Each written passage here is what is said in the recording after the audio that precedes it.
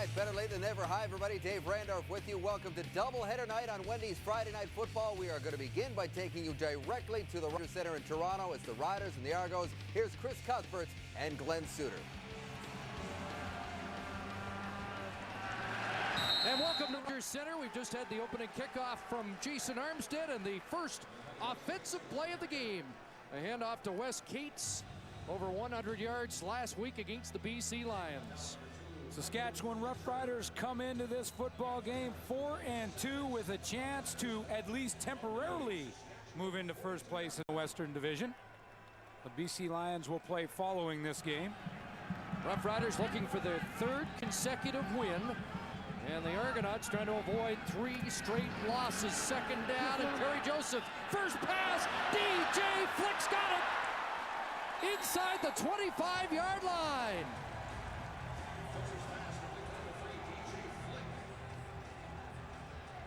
"45 yards, Joseph to Flick." In a quick conversation I had with Kerry Joseph just before this game began, I said, what do you think of this athletic defense for the Toronto Argonauts? He said, they're very good, but they have a couple of weaknesses that we may try and get after, and that is to stretch them out a little bit. It's interesting, we've heard from a few quarterbacks this year. Dave Dickinson, one that said this is a team that you have to challenge vertically, and the Roughriders don't waste any time. 45 yards, Joseph to Fleck on the second offensive play of the game. So a first down for the Roughriders. And Kerry Joseph, a completion to Matt Dominguez. Willie Pyle brings him down at the 12-yard line. So Kerry Joseph comes out pitching. And the starting quarterbacks are brought to you by Wendy's. Well, Kerry Joseph hasn't had a 300-yard passing game yet, but he hasn't thrown an interception, or just one, I should say, in the last 3 games, protecting the football well. Rocky Butler gets the start with the injury to Damon Allen in Montreal in the second quarter, so it'll be Rocky Butler, the former Saskatchewan Roughrider, playing against his old teammates. Kerry Joseph passed for 405 yards in a loss against the Argos last year. Fakes inside, and then Andy Fantuz with a catch, the Chatham native showing sure hands there. A couple of catches last week in BC, and he's got a big crowd to cheer him on here tonight. A group of 76 here. Fantuz family and friends. Andy Fantuz seems to have broken out of that slump. He was in a bit of a slump for about 3 games early in the season where he had the dropsies, but it looks like over the last couple that he is breaking out of that slump. Only 2 catches last week, but they were both tough catches. And so was that one. And a gain of 8, second and 2. The ball just inside the 5-yard line. Out of the shotgun, Wes Cates the handoff. Wes Cates the touchdown. Just like that. An opening drive, major score for the Saskatchewan Roughriders. One of the things that teams have said is that the Toronto Argonaut defensive backfield will at times play routes. They'll sit on routes. Kerry Joseph took advantage of that with a deep ball to set up this touchdown to Wes Cates to get the Riders on the board first on the road. 3rd touchdown of the year for Wes Cates, and it's the 3rd time that the Argos have surrendered an opening drive touchdown this year. Montreal did it last week. Calgary's done it, and now Saskatchewan.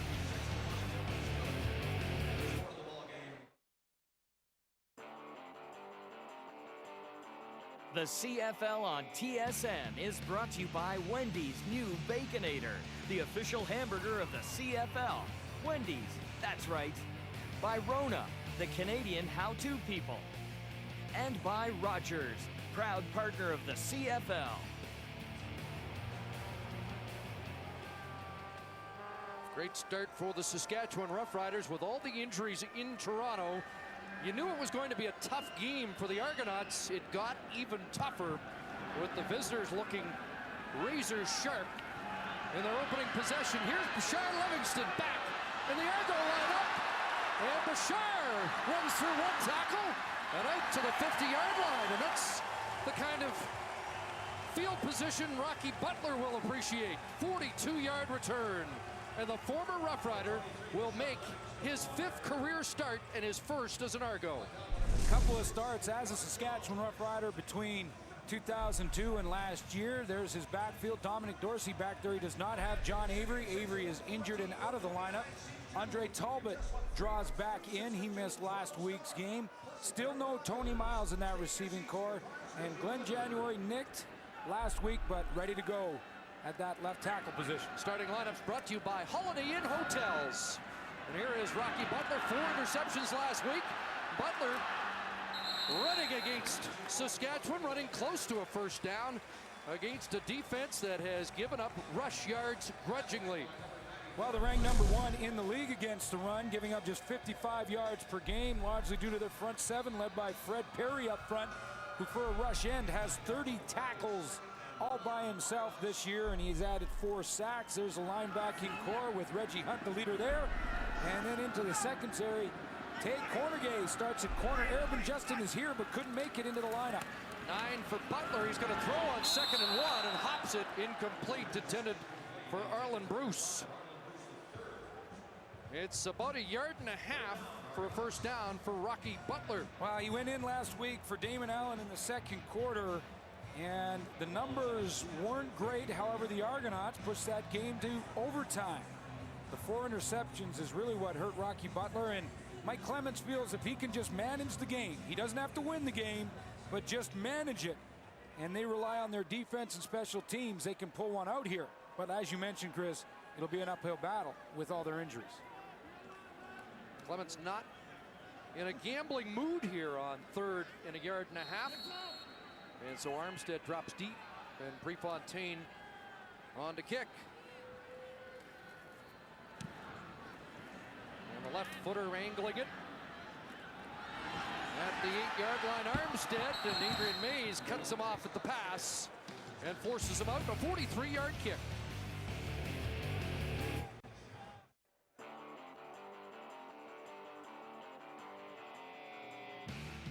The CFL on TSN is brought to you by the all-new 2007 GMC Sierra, GMC Professional Grade, and by Coors Light. Who wants a cold one? Roughriders won here at Rogers Center last year. They're 7-8 in their last 15 visits to Toronto, off to a good start here. West Cates swarmed, and at the bottom of the pile is Ronald Flemons for the Argos. Let's check this Saskatchewan offense. West Cates, a great deal made by Eric Tillman to bring Cates into that backfield, over 100 yards last week. There's Dominguez at the wide receiver position, the leading receiver for Saskatchewan. Then you go to an offensive line with Gene Mikowski. The veteran Wayne Smith draws into the lineup. Missed last week with back spasms, but he's okay to go. 2nd and 10. And Joseph to pass. Pressure over the middle and should have been picked. Orlando Steinauer tied for the interception lead with 5. Drop number 6. Yeah, and it looked like Jason Armstead kind of stopped running his route. He was going across the middle. Looked like he saw something that Kerry Joseph didn't, and he threw the brakes on. And it actually surprises Orlando Steinauer sitting right there in the middle. It looks like to me Kerry Joseph is expecting Armstead to come all the way across the middle and continue through, and you see he just put the brakes on. The ball ends up right in the hands of Steinauer, who can't hang on. So it's a 2 and out. But Steinauer within 5 of Glenn Suter, and warning you that he's on his way. There's a chance to get it even closer to number 27. Here's Livingston. Finds a crease and gets to midfield. So Bashar Livingston, a little jump in his step early after a couple of off games as a return man. Well, the focal point of all the talk this week in the lead up to the game revolving around this man, Ken Austin. Well, of course, he was cut loose by the management of the Toronto Argonauts as their offensive coordinator after a 2-5 start by Toronto a year ago, and a lot of the talk is Kent coming back to play against his old team and his old coaching staff, and he has said all the right things coming back in this game, that it's not about him, it's about his team, it's about the win. But you got to believe deep down he'd love to win this one. Here's another former Saskatchewan Roughrider, Dominic Dorsey, the running back, the 3rd different tailback to start for the Argos this year. Good first down production for Dorsey on his first carry. Yeah, and you know, when you look at Ken Austin, you think there's got to be a little more incentive. However, you look back to last year when he was cut loose by Toronto. I mean, let's just cut to the chase. The reason he was cut loose, he led the team in 04 as a coordinator to the championship. He led his quarterback, Damon Allen, to an MVP award in 05. 2nd and 5, a completion. Frank Murphy, who didn't have a catch last week, has a first down grab here. Butler's first completion is 12 yards. So Ken Austin does that in 04. 05, Damon Allen is the outstanding player in the league, and he's cut loose after a 2-5 start last year. And I know that both sides are saying the right things, but here's how you cut to the chase. Bottom line is, he was fired. It was a decision made basically above Mike Clemens, and it was all revolving around Ricky Williams. Simple as that. First down, Argonauts. And back into the hands of Murphy. Makes 2, miss. Frank Murphy still going. And down to the 15-yard line. You know, this is the type of effort that the Toronto Argonauts are going to need around Rocky Butler. Rocky Butler is going to try and manage the game, but they're going to need a lot of second effort out of guys like receiver Frank Murphy, who shows you not just second, but third and fourth effort as he breaks 3 or 4 times. 1, 2, still on his feet. 3, 4, still going. 5, it took the 5th Saskatchewan tackler to bring him down. Yeah, a guy by the name of Fred Perry, 31st tackle on the year. He leads all defensive linemen in that category, but a gain of 21. And a first down, the pitch to Dorsey, and he bounces off first contact. Dominic Dorsey gets a couple, maybe more than that, when it looked like he was going to lose yards. You know, with the formation they had lined up, the corner, Tay Cornegay, who's playing for Arabin Justin, who made the trip but couldn't play, was a late scratch. He's going to get great penetration from this side and really end the play right there. You can see him right there turn it inside, and when he turns it inside, no place for Dorsey to run. There is Cornegay. Arabin Justin, an ankle injury in practice, so Cornegay gets his first start. 3 for Dorsey, 2nd and 7. Pressure on, and Butler escapes. Got a lot of field, but he throws. Arlen Bruce incomplete. Well, Rocky Butler, I thought, had an open lane, at least to first down yardage, and maybe to the end zone. Well, he did, and then when he saw Arlen Bruce open up, he's got, look at the room you're talking about, Chris. I mean, that's the lane you're talking about. You think he can run in and score on his own, but he sees Arlen Bruce and then rushes the throw. It's low and it hits the turf underneath Bruce. Good call by the official. Looked like that one bounced. But he just rushed it. He had lots of time to even stop running forward, set up and gun that in there, and he one-hops it to Arlen Bruce. Official right there made the correct call. Prefontaine 1 for 3 in Montreal, including that overtime miss from 42. Puts this one through, gets the Argos on the scoreboard. 7-3, Roughriders. Want to tell you that Rebecca Amateur of Starbuck, Manitoba, you could win a 50-inch Prima Plasma TV if a kickoff is returned for a touchdown in tonight's game, thanks to Safeway's Touchdown to Win promotion. If a second one is run back, you win $1 million back to the Rogers Center. Thank you, Dave. The field goal by Prefontaine, and Saskatchewan will scrimmage at their 35-yard line.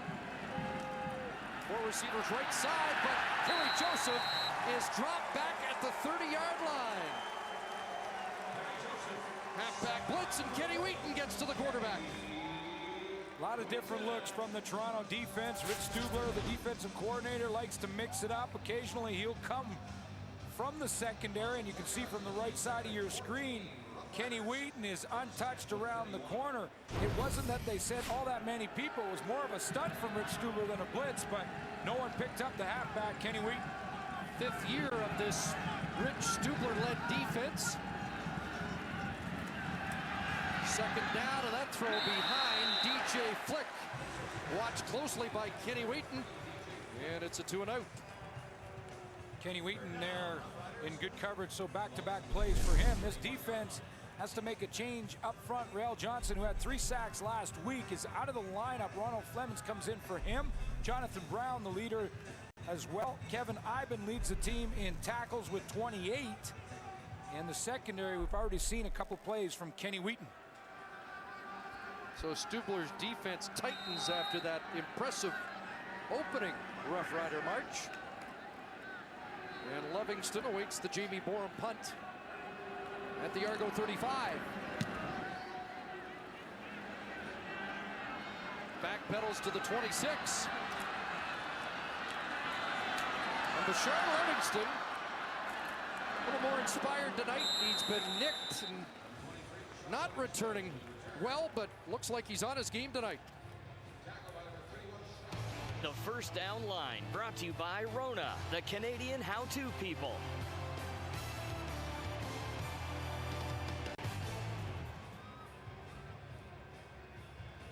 So there's the starter, the Saskatchewan Roughrider hero of Labor Day 2002 when he ran for 3 touchdowns and a win over Winnipeg.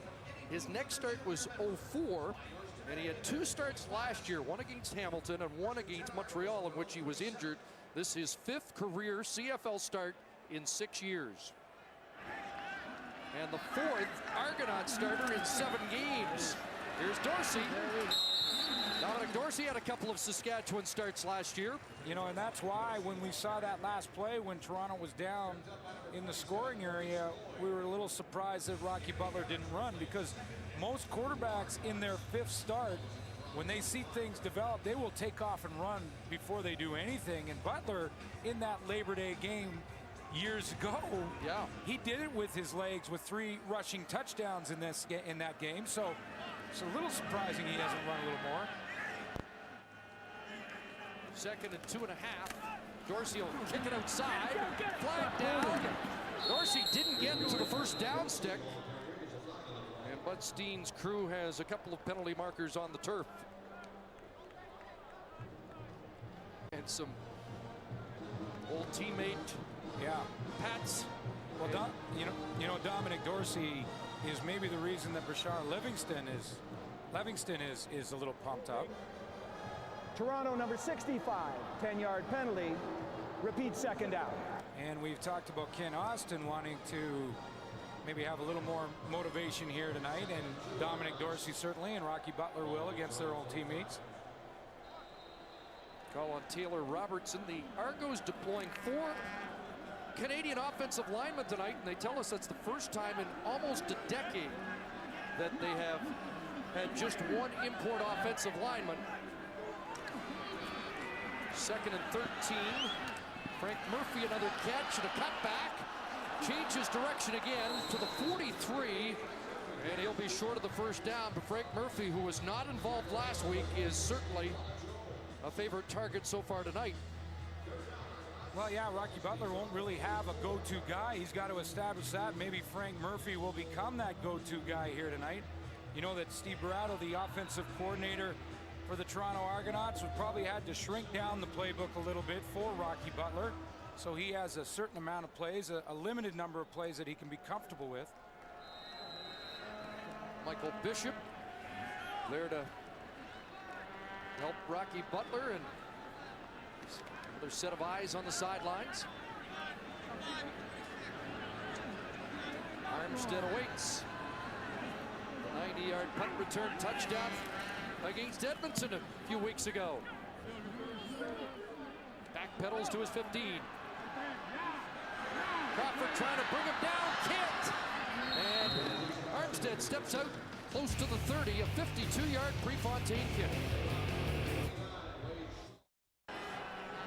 First down, Roughriders. Rolling was Joseph, and underneath, DJ Flick has the catch. Kenny Wheaton brings him down close to a first down as we check in on the sidelines with John Liu. Well, joining us, guys, Damon Allen of the Toronto Argonauts, who was just placed on the 9-game injured list with a severed toe tendon. Damon, given the length of that injury, is there some concern on your part that there may not be enough season left for you to see time on the field? Well, there's no concern for me, but somebody has to play quarterback, and by that time I'm coming back, Bishop should be playing. But you know, this is the reality of what it is. I mean, it was, you know, unfortunate incident, and really a minor incident, but it ended up being a lot serious than it was. And so, like I said, I'm still upbeat, and that's just how the season's going for me thus far. Because this is another freak injury, does this how does this affect your decision to come back for another year, whether that be with Toronto or another team? Well, it's something you have to think about it, but in a lot of ways, it's it might be telling me it's my time to go too. And so, like I said, we're just gonna play this year out and just go from there. But I'm just gonna enjoy my time, the things I have to go through, and finish the season and go from there. Thank you for this, Dan. All right. Gary Joseph for the strike, another first down. That might be the first time Damon Allen's even hinted that it might be coming to an end. He's got the cast on, soft cast on that. It was the second quarter in that game versus the Montreal Alouettes. And, of course, Damon Allen, the all-time leading passer in football history, all-time leading passer in CFL history, certainly with over 72,000 yards. And I agree with Jock Conley, who said last night on the panel, I wouldn't rule him out because people have been ruling him out for years and years and years, and he keeps coming back. There's a pump and a go, and Dominguez is wide open. And the tightrope walked down the sidelines. He leaned out at about the 23, but another big completion for Gary Joseph. Clearly the game plan for Saskatchewan is to try and attack this defense vertically, and the way they're going to do that is run DJ Flick on a post and Dominguez on what's called a wheel route, where he goes to the outside down the boundary and then turns it up on the pump fake. There goes Dominguez, then he turns up on the pump fake, and Kenny Wheaton jumps it all the way. 34 for Dominguez. First down. Should be the final play opening quarter. Wes Cates flagged down. Argos might be offside as Cates is gang tackled.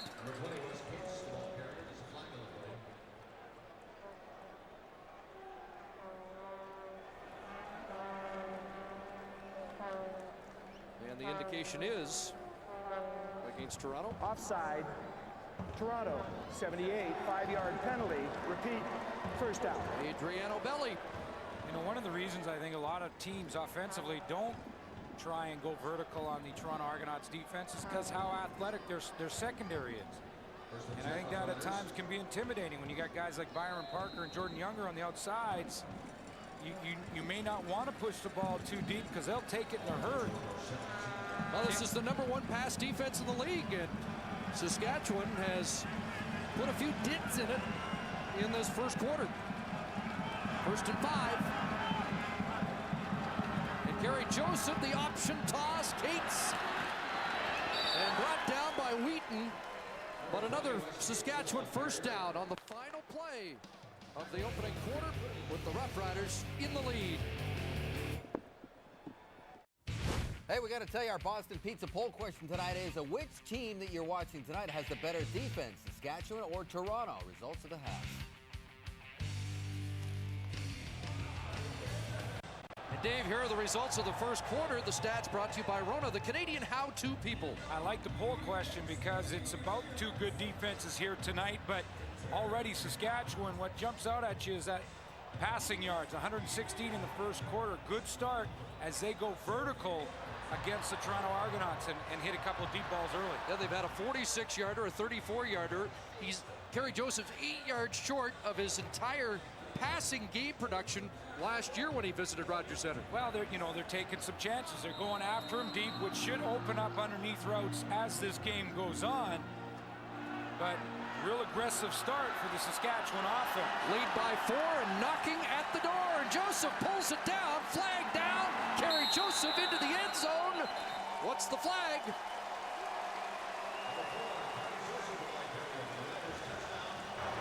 Offside, Toronto 97, penalty is declined. Touchdown, touchdown. Saskatchewan.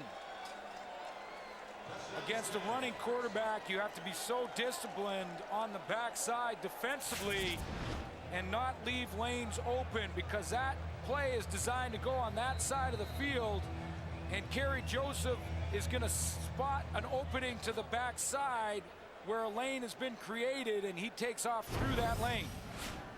Veteran Gene Makowski helped create the lane And Kerry Joseph scores. 8 plays, 80 yards, converted by Kanji.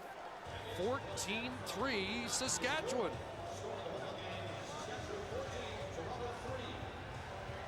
Fourth touchdown already for Kerry Joseph on the season. Here's the discipline I'm talking about. You're going to see Adrian O'Belly in here and Michael O'Shea overrun this play. There's Belly, and watch how Kerry Joseph takes the ball to his right. Now Belly steps up the field. If you hold it there, guys, look at that. They've overrun both of them. Belly and Michael O'Shea have to come back and try and catch him from behind. It's way too little too late. That's that backside. When you have a running quarterback, the backside lanes, very important, and the Argos don't take care of them. Second highest scoring team in the league behind Winnipeg. And they haven't missed a beat against one of the toughest defenses in the CFL. I thought the over-under might be around last year's game here, which was 13-9 Saskatchewan, but the Roughriders have other plans. You know, these are the two top defenses statistically in the Canadian Football League, and we've seen some offense. And I guess it's not a big surprise. The Saskatchewan Roughriders in the last 3 games have been over 300 yards of total offense, well over, and a little of that Kent Austin game planning showing up early in this season for the green and white. They're smiling on the Saskatchewan sidelines, and a real positive vibe you could feel there prior to the game. Arlen Bruce with this return, and he is dropped at the 28-yard line. I mean, you know, look at these defenses coming into this game. Statistically, they just run the show. I mean, points allowed is maybe the most important. You got first and second. Average game per pass, first and second, all the way down the board. I mean, Rich Stubler and Richie Hall have put together 2 of the best defenses in the league, and we're seeing some offense. There's Richie Hall, who's done such a terrific job. 14 years, 7 as a D coordinator, and keep in mind Richie Hall's gone through 5 head coaches. Butler throws another strike. Daryl Mitchell to catch a first down. Daryl honored prior to the game, along with the man he passed on the all-time list, Paul Mazzotti, in Toronto receiving. You know, it's a small fraternity, the football world is. Rich Stubler and Richie Hall, 2 of the great defensive minds in the game. Do you know that Rich Stubler actually coached Richie Hall as a player at Colorado State? Richie Hall was a walk-on. Rich Stubler took him. He said he started his first game, and that's how small of a community it really is. Dorsey on first down, and Yang Green pushes him back. Mo Lloyd, the middle linebacker, in the middle of it. In fact, it's even a closer fraternity, because now we'll even throw in Steve Brattle, the offensive coordinator for the Toronto Argonauts. He coached Richie Hall when Brattle was the head coach of the Calgary Stampeders. I was coached by Richie Hall, and Richie Hall and I were teammates. It is a small fraternity, and those are the 2 top defensive minds in my mind in the Canadian Football League, Rich Stubler and Richie Hall. Steve Brattle, former assistant in Saskatchewan as well, a couple of different times. Butler over the middle. There's Frank Murphy, dropped it, and it fell into the hands of a Saskatchewan Roughrider. Sean Lucas with the interception.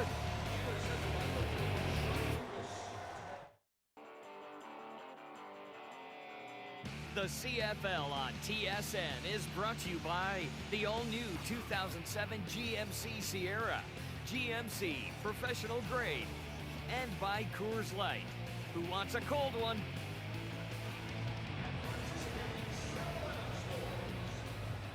Three catches for Frank Murphy, but a bobble costs the Argos an interception by Sean Lucas, the Sam linebacker.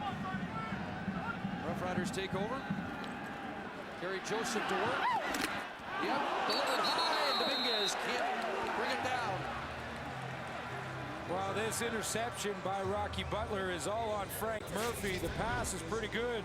This is a reverse angle look at it, and Butler hits Murphy in stride across the middle. He just bounces it around. He never really has possession of it, and Sean Lucas just keeps with it. Ends up right in his lap. 12th interception for Saskatchewan, first of the year for Lucas. The last 4 BC Lions series last week against Saskatchewan, they turned it over against the Rough Rider defense, including 3 interceptions. 2nd and 10. And Joseph, a lot of time to look around and find Matt Dominguez. Jarred out by Jordan Younger. But it's 12 and a first down for the Rough Riders. Receivers, when your quarterback has time and starts to scramble outside, if you have a deep route, you work back to the football. If you have a short route, you'll turn it up and try and get deep. Watch Matt Dominguez. He's going down the field. Then he sees his quarterback as time has come back. He comes back to present a target to carry Joseph, and a first down for the Riders. You know, we have talked about the strategy of going vertical against Toronto, but Matt Dominguez said prior to the year that this offense more dedicated to big plays and would produce more, and we've seen it tonight already. Under the design of Kent Austin, and now back to the ground to a guy that's really given this offense an extra dimension. Wes Cates, a terrific acquisition from the Calgary Stampeders. Boy, is he ever. And you know, a lot of people were saying when Ken Austin was hired that he was going to be all pass and no run, and then Eric Tillman makes what appears to be a great trade for the Saskatchewan Roughriders. I know Calgary likes their end of the deal as well, making the trade for Rob Lazio, but Wes Cates fits right into Ken Austin's offensive game planning. Season high 17 carries and 105 yards for Cates last week. 2nd down and 4, and that pass completed. Back to Dominguez with Kenny Wheaton in the neighborhood, and the spot will be close to the first down. I'll take a look at Wes Cates a week ago against the BC Lions, a 21-9 win. Got a little screen pass out in the backfield. He did a lot of running in the open field, and Wes Cates, 17-103 as you mentioned, and big part of the offense. And when everyone said that Ken Austin all he was going to do was throw, it really hasn't been that over the last few games. Anyway, he is involving the run. There's great balance in this Saskatchewan offense right now. Hasn't been there right from the start, but he is 7th in rushing and has 13 grabs as well. They're just short of the first down. 70 rushes, Chris, in the last 3 games, which averages around 23.3 per game. That's balance. So it'll be 3rd and less than a yard. And the Rough Riders going for it at the Argo 38.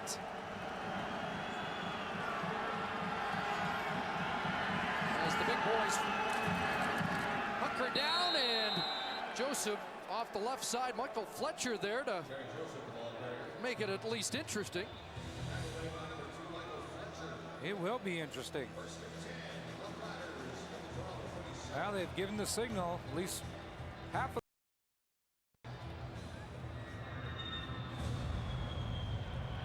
And it is a first down.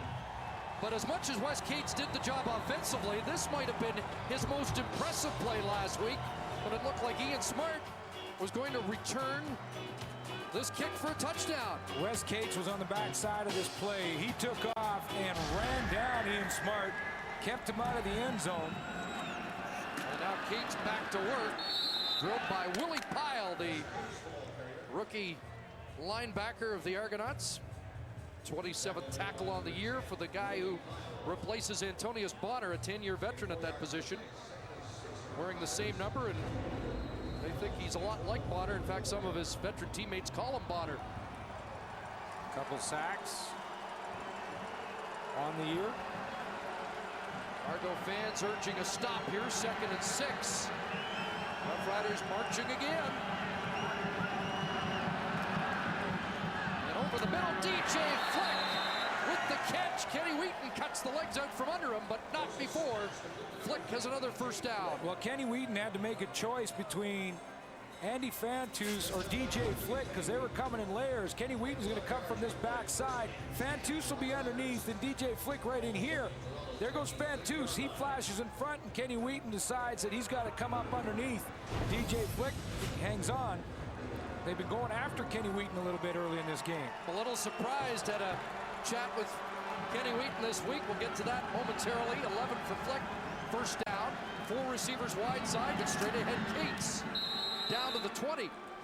Kenny Wheaton told me this is the first time he'll play DJ Flick, who moves inside. He was a wideout in Hamilton and Ottawa, but he said, I'll give up some short passes early just to inflict some punishment and discourage him from coming back.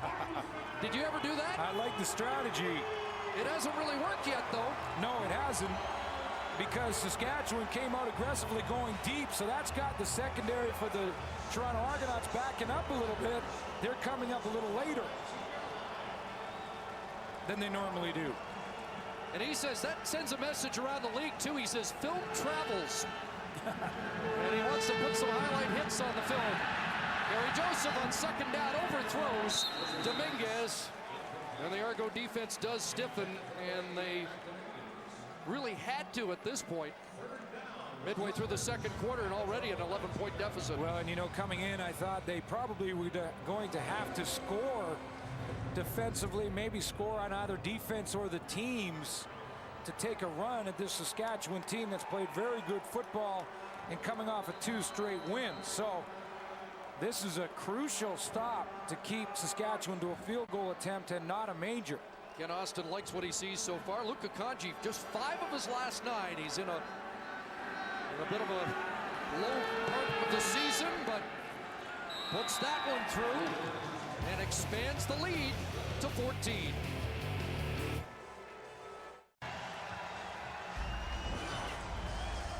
Well, Wendy's Kick for $1 million is back. There are the prizes, and you can enter at tsn.ca/Wendy's. Plus, visit Wendy's to get your Game Cup for bonus entries and a chance to win instant prizes. But, of course, the big one, if you can win the kickoff and then get the 50-yarder, you can walk out of Rogers Center here in October with $1 million.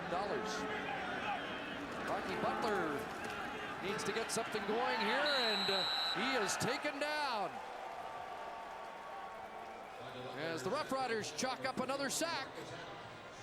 Yeah, they came off the edge with safety Tristan Clovis, it looked like, and he was picked up, but still was able to fight off the block and come up. He's going to be to the left of your screen. He comes up the field inside of the outside rush from Fred Perry. There he is there. Fred Perry on the inside. That's the lane that Rocky Butler tried to get through. And it is Clovis with his second sack. He had one last week against the Lions. And it's 2nd and 15.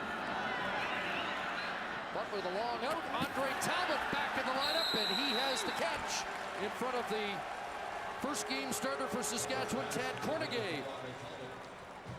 And 16 on a first down for Talbot. Now Richie Hall mixing things up. Look at Tristan Clovis way deep, and Rocky Butler makes the right read. The previous play, Clovis was off the edge blitzing. This time he's way deep and playing his normal middle safety spot where he usually plays, so Rocky Butler knows he has more time, and the weakness is to the outside to Talbot. Injury to Aaron Justin, not deemed serious. He expects to be in the lineup next week against Edmonton. Dorsey draw, left side, big yards. Dominic Dorsey to the Saskatchewan 45. This is a very big opportunity for Dominic Dorsey. He was a former Saskatchewan Roughrider, ends up in Winnipeg, and is cut loose. He wasn't going to beat out Charles Roberts. Everyone knew that. But he thought he might stick as a special teams guy. And before he knew it, he found himself unemployed. The Toronto Argonauts have some injuries back there, and he has a golden opportunity here to get right back on the map. John Avery injured again. Dorsey has 43 after that 19-yard gain, and back again with a little room there. Breaks a tackle, close to a first down at the 36. Jamel White, who was the first game Argos starter with a rib problem, he's gone home, and there was even an indication he might not be back. So Dorsey has a chance to win a job. Yeah, he does, and you can tell by the way he's running. He knows how important this opportunity is. Remember last week, 129-yard missed field goal return got him going. That's the type of film that I'm talking about puts him back on the map, not just with this team, but with every team in the league. 2nd and 1. Double tights this time. Argos had a 2nd and 1 earlier in this game, and through this time they'll keep it on the ground and get a first down. Well, Dorsey's got a good pedigree, and Saskatchewan Roughrider fans, I think, are familiar with the fact when he came out of high school in California, the all-time leader in California high school rushing yards at his graduation. So he put up some numbers early. Special teams player of the week, and last week had 264 return yards total. That'll get you on the map. Yep, 4th time he has been a player of the week in the CFL. Butler play action, looking deep for Arlen Bruce. Touchdown, Toronto! Oh, he made a nice corner move and split the double team. Bruce Almighty is back. You need time from the quarterback spot to get this ball out of there. Rocky Butler has it, and he drops it in there. Arlen Bruce had made a real nice cut to the corner and then split the coverage of Lance Frazier and Tristan Clovis for the major. 4th touchdown of the year. It's a 34-yarder from Rocky Butler to Arlen Bruce. Prefontaine adds the extra point, and we are getting some offense here in Toronto. The First Down Line, brought to you by Rona, the Canadian how-to people.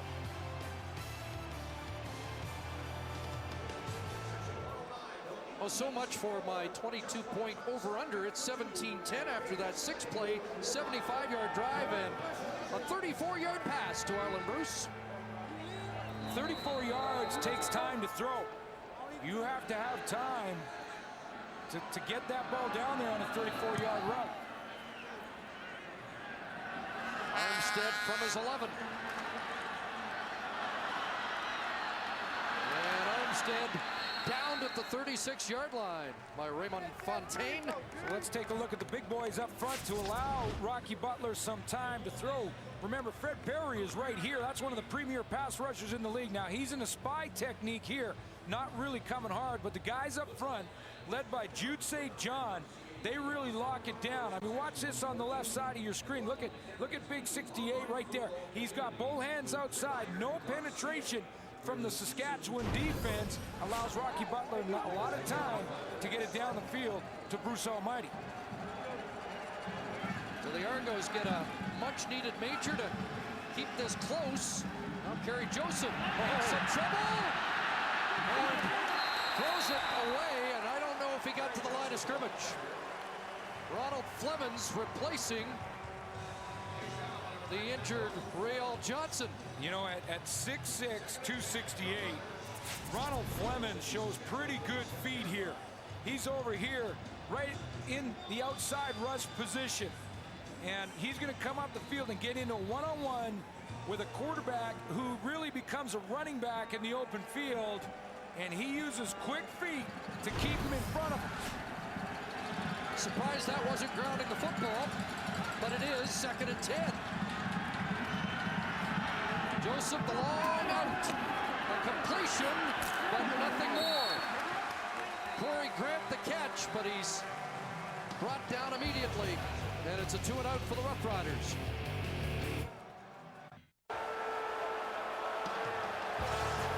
Stay tuned at the half. The Wendy's CFL on TSN panel.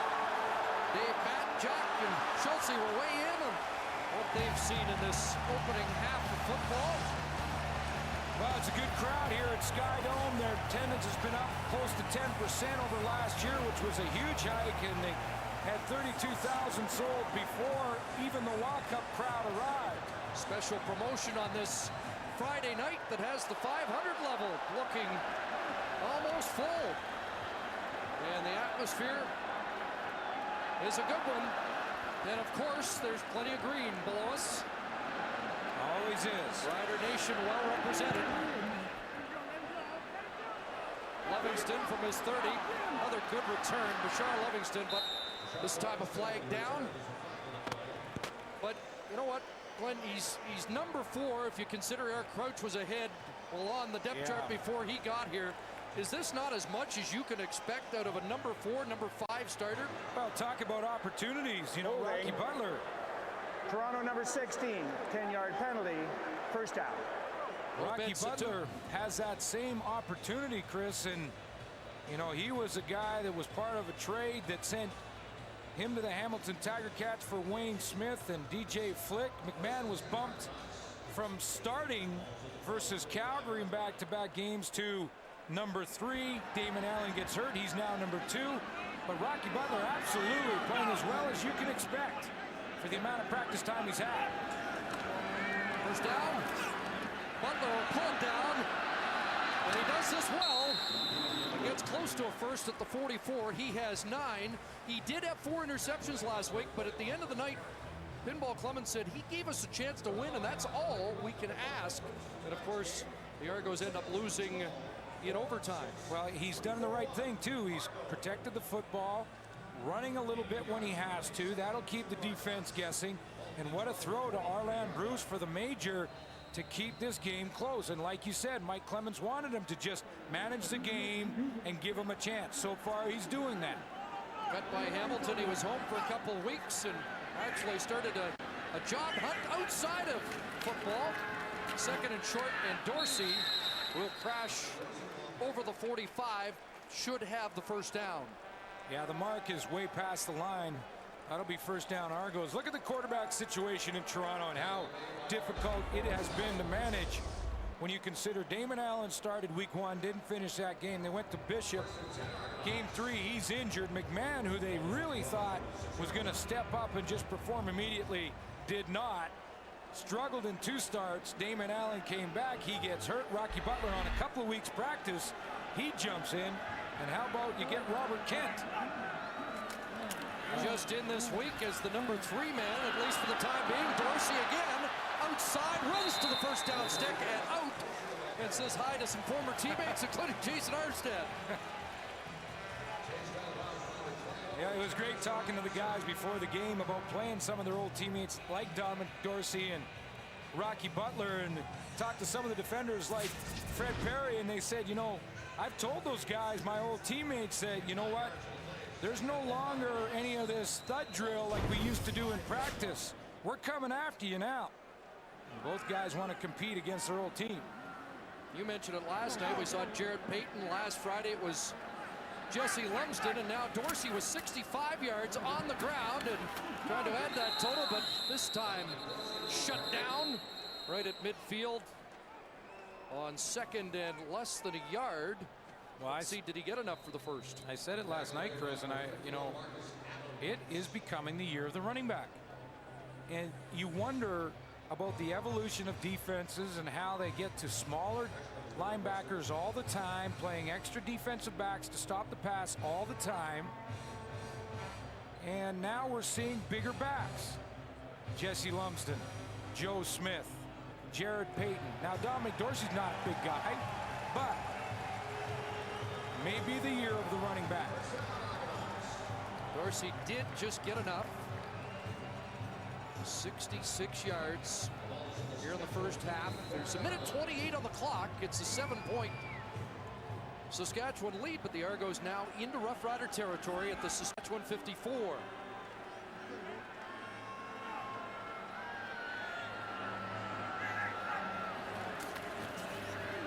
And the quick hitter, Daryl Mitchell, a catch. Reggie Hunt right there. And Mitchell dropped at the 49, has 5. Well, for Rocky Butler to make that quick no-look throw in his zone defense shows that the play package that he's been given, he is comfortable with. He really didn't hesitate. He took that ball in the shotgun turnaround and fired it to Daryl Mitchell. So Steve Barato's got him coached up so far with regards to his limited play package for tonight. He said the timing much different this week, taking number 1 reps all week. Here's a big play, 2nd and 5. Reggie Hunt blitzing and Butler lunging back to the line of scrimmage, and only one more. So the Argos will be facing 3rd down. Scott Schultz in on the tackle. You know, this is often as important as getting to the quarterback, is that you maintain your lanes, especially when you're blitzing, because Rocky Butler thought if he's going to see Reggie Hunt come and blitz like that, that he might get a little crease and take off. but Scott Schultz controls his lane. He gets pushed out outside, and then he knows that that middle lane is his. He spins back into it and is there in time. Great play by Scott Schultz, who made an impact last year against the Argos. Remember, they hit on Spurgeon Wynn. Yet another Argo quarterback. Third down, and with a half minute to go, Prefontaine boots it away. Inside the 5, Armstead, and he is dragged down. Adrian May's got a hand on him.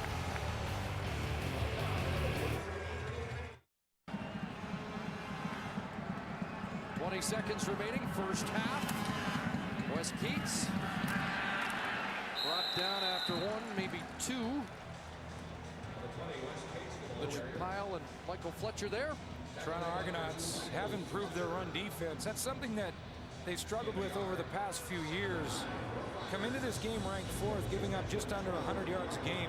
One of the reasons I believe for that is the acquisition of Adriano Belli in the middle. It helps to control from tackle to tackle in a 34 defense.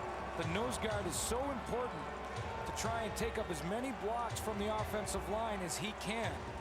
And if anybody can take up blocks, it's Adriano. Argos have cut 27 yards per game off the opponent's rushing yardage.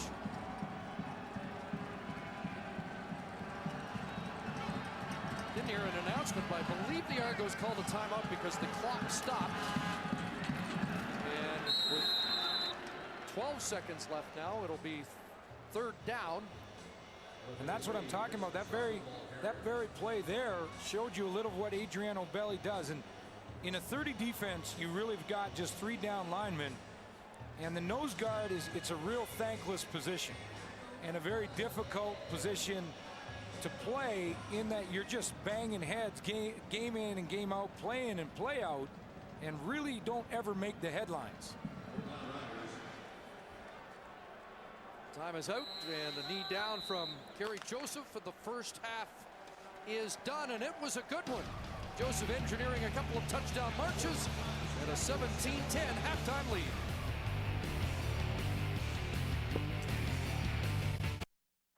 The First Down Line, brought to you by Rona, the Canadian how-to people.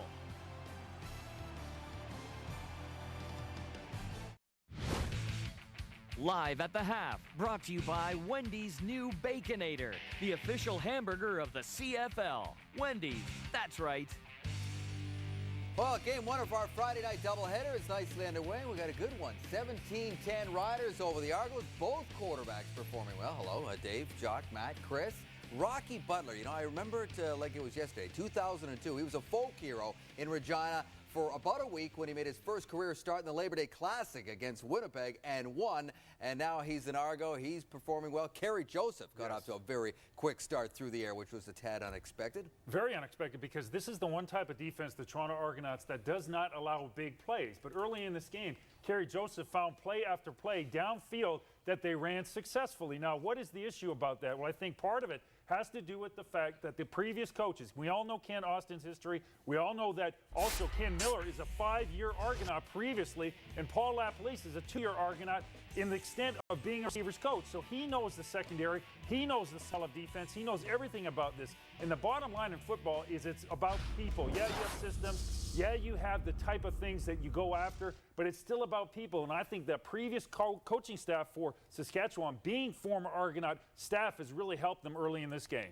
Schultz, are you familiar with that old proverb, fool me once, shame on you, fool me twice, shame on me? It's happened to me many times in life. Well, I'm about to show an offensive lineman who believes in that too and understands that you have to learn from your mistakes. It's a mark of any good offense. And obviously they went to the sideline and talked about the blitz package that Toronto came in to try and fool them. And what we're going to see here is the halfback blitz and how that's executed by Toronto. And in particular, what they want to do here is bring in Wheaton. And they're going to sneak him down and come into the backfield like this. It only becomes a 4-man rush. Now, you need to keep your eye on the guard. What does the guard do? The guard should be double reading. If it's not, no one comes up the B gap, he needs to look outside to the C gap. Does he do it? No. O'Shea doesn't come. He should be popping out. He doesn't, and Wheaton gets the sack. Now, later in the second quarter, they allow it to happen again. This time, it's Pyle. He's going to sneak in on the halfback blitz. Keep your eye on the left guard, Mark Parento, and how he, this time, sees he is a no threat in his gap. He immediately pops out and gives Joseph all kinds of time to complete the pass on the out pattern. It's a great thing for an offense that can learn from its mistakes, Matty, and make corrections during the game. Yeah, let me see. Uncovered, got to pop out. Got to pop out. Yeah, not difficult to learn from that. It's called double reading. Yeah, Kerry Joseph's happy. And you know what? Rocky Butler, we heard Chris Cuthbert talk about Rocky Butler making his only 5th start in his 6th season. Well, he shows some early signs of rust as he's trying to make things happen, but it's really not falling into place for him. Here, he's got a wide open Arland Bruce for an automatic first down, possible score, can't hit him. You know, that's just rust right there. Here, he's going to get threatened. He's going to run right into pressure. That's just not standing tall. And here he does stand tall. He wills himself to keep his feet planted in the pocket and hits Talbot for a critical first down. Dorsey, former Rider, goes off in the next couple plays, and then it sets up this. Butler finally finding a Bruce in the back of the end zone. Kid's shaking off the rust, and he's giving the Toronto Argonauts an opportunity here in the first half. And that's all you need, guys. You need to be able to play this game in order to go on and make things happen. He's learning from his mistakes. Out of all the so-called backups who've started, McMahon, Allen, and Butler, do you think Butler's shown us the most? I definitely. Yeah. This kid has got a serious upside. He had those picks last week, but he got it to overtime, and he's doing things tonight.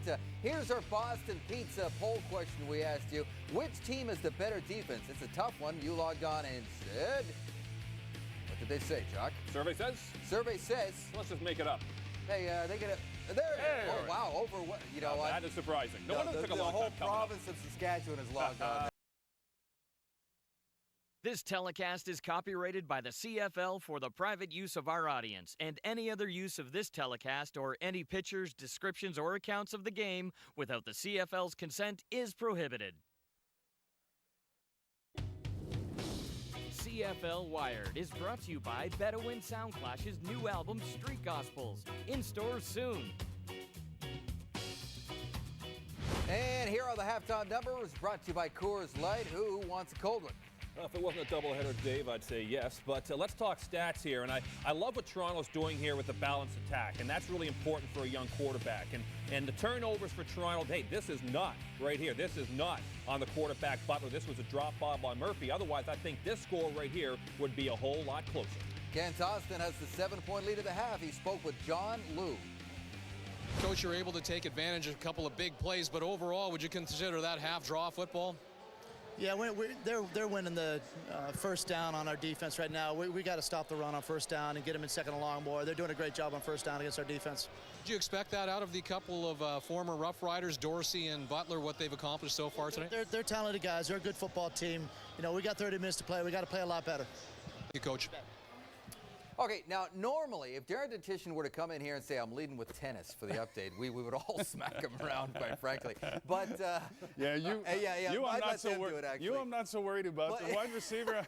But anyway, big story in tennis, huge story. It's a huge story, and it has to be with the Canadian Frank Dancevic, who's playing very well at the Rogers Cup. It's quarterfinal action. He's taking on Rafael Nadal, who is rated #2 in the entire world. And I'll tell you what, Dancevic's giving him everything he can handle and then some. Dancevic will put away the volley in the first set. He would win the first set 6-4. A reminder, you can watch this match in its entirety tonight following our doubleheader of football. Second round of the PGA Championship. He is the best front runner in sports, Tiger Woods. He shot a 7-under-63 in round 2. He has a 2-stroke lead over Scott Verplank. Stephen Ames, meanwhile, is 3 back. Hockey news. A free agent, Michael Pekka, wants to join the New York Rangers. He only played 35 games last year. He had 15 points due to a leg injury, which he says is completely healed. We'll have more on this story. Everything from the tennis world, NFL exhibition, baseball highlights, and more. Sports Center tonight, 4 a.m. Eastern, 1 p.m. Pacific.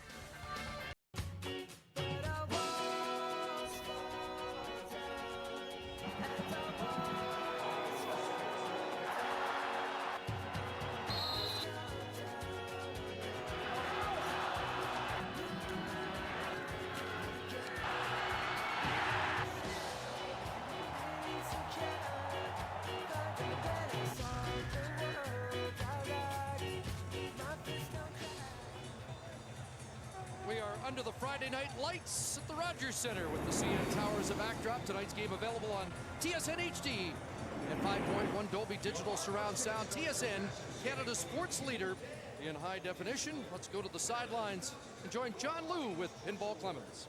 Well, Pinball, did establishing Dominic Dorsey late in that half seem to escalate Rocky Butler's rhythm and his confidence in your view?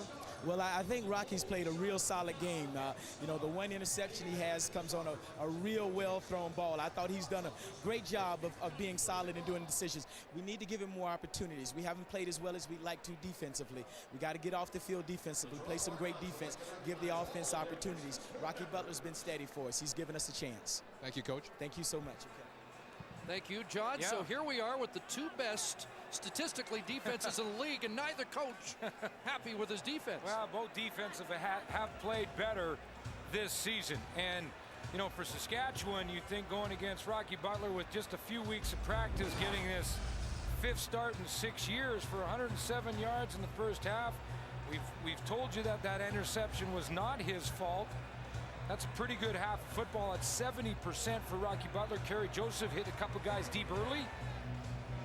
Had 116 of those yards in the first quarter, so that second quarter, the Argo defense turned it up a little bit. But yeah, we expect a little more out of these defenses.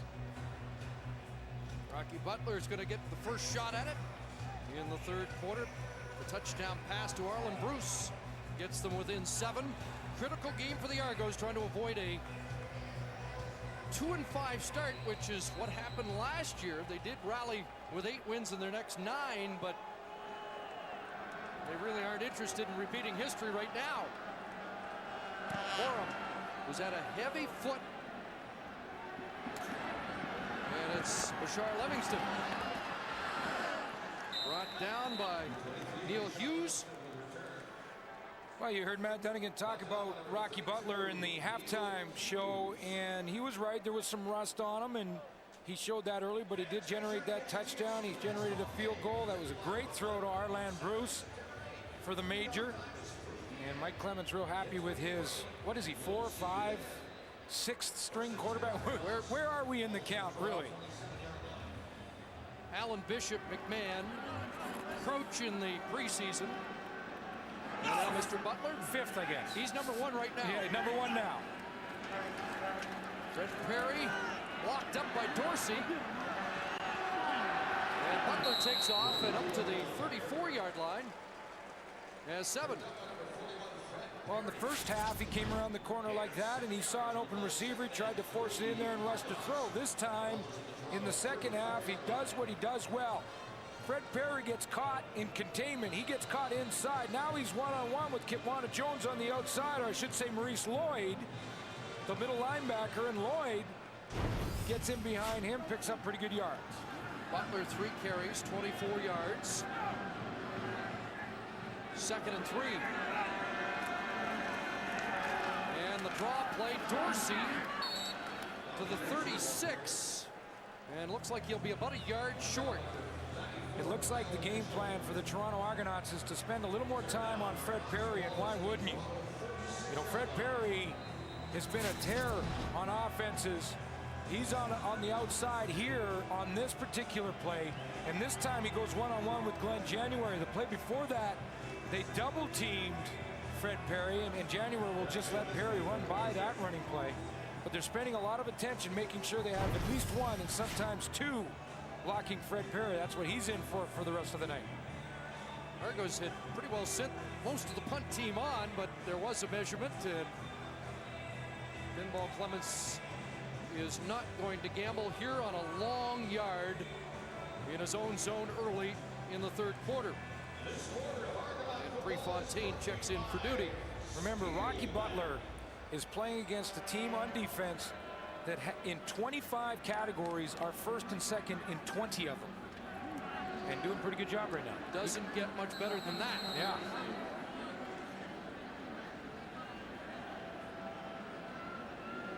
Armstead awaits.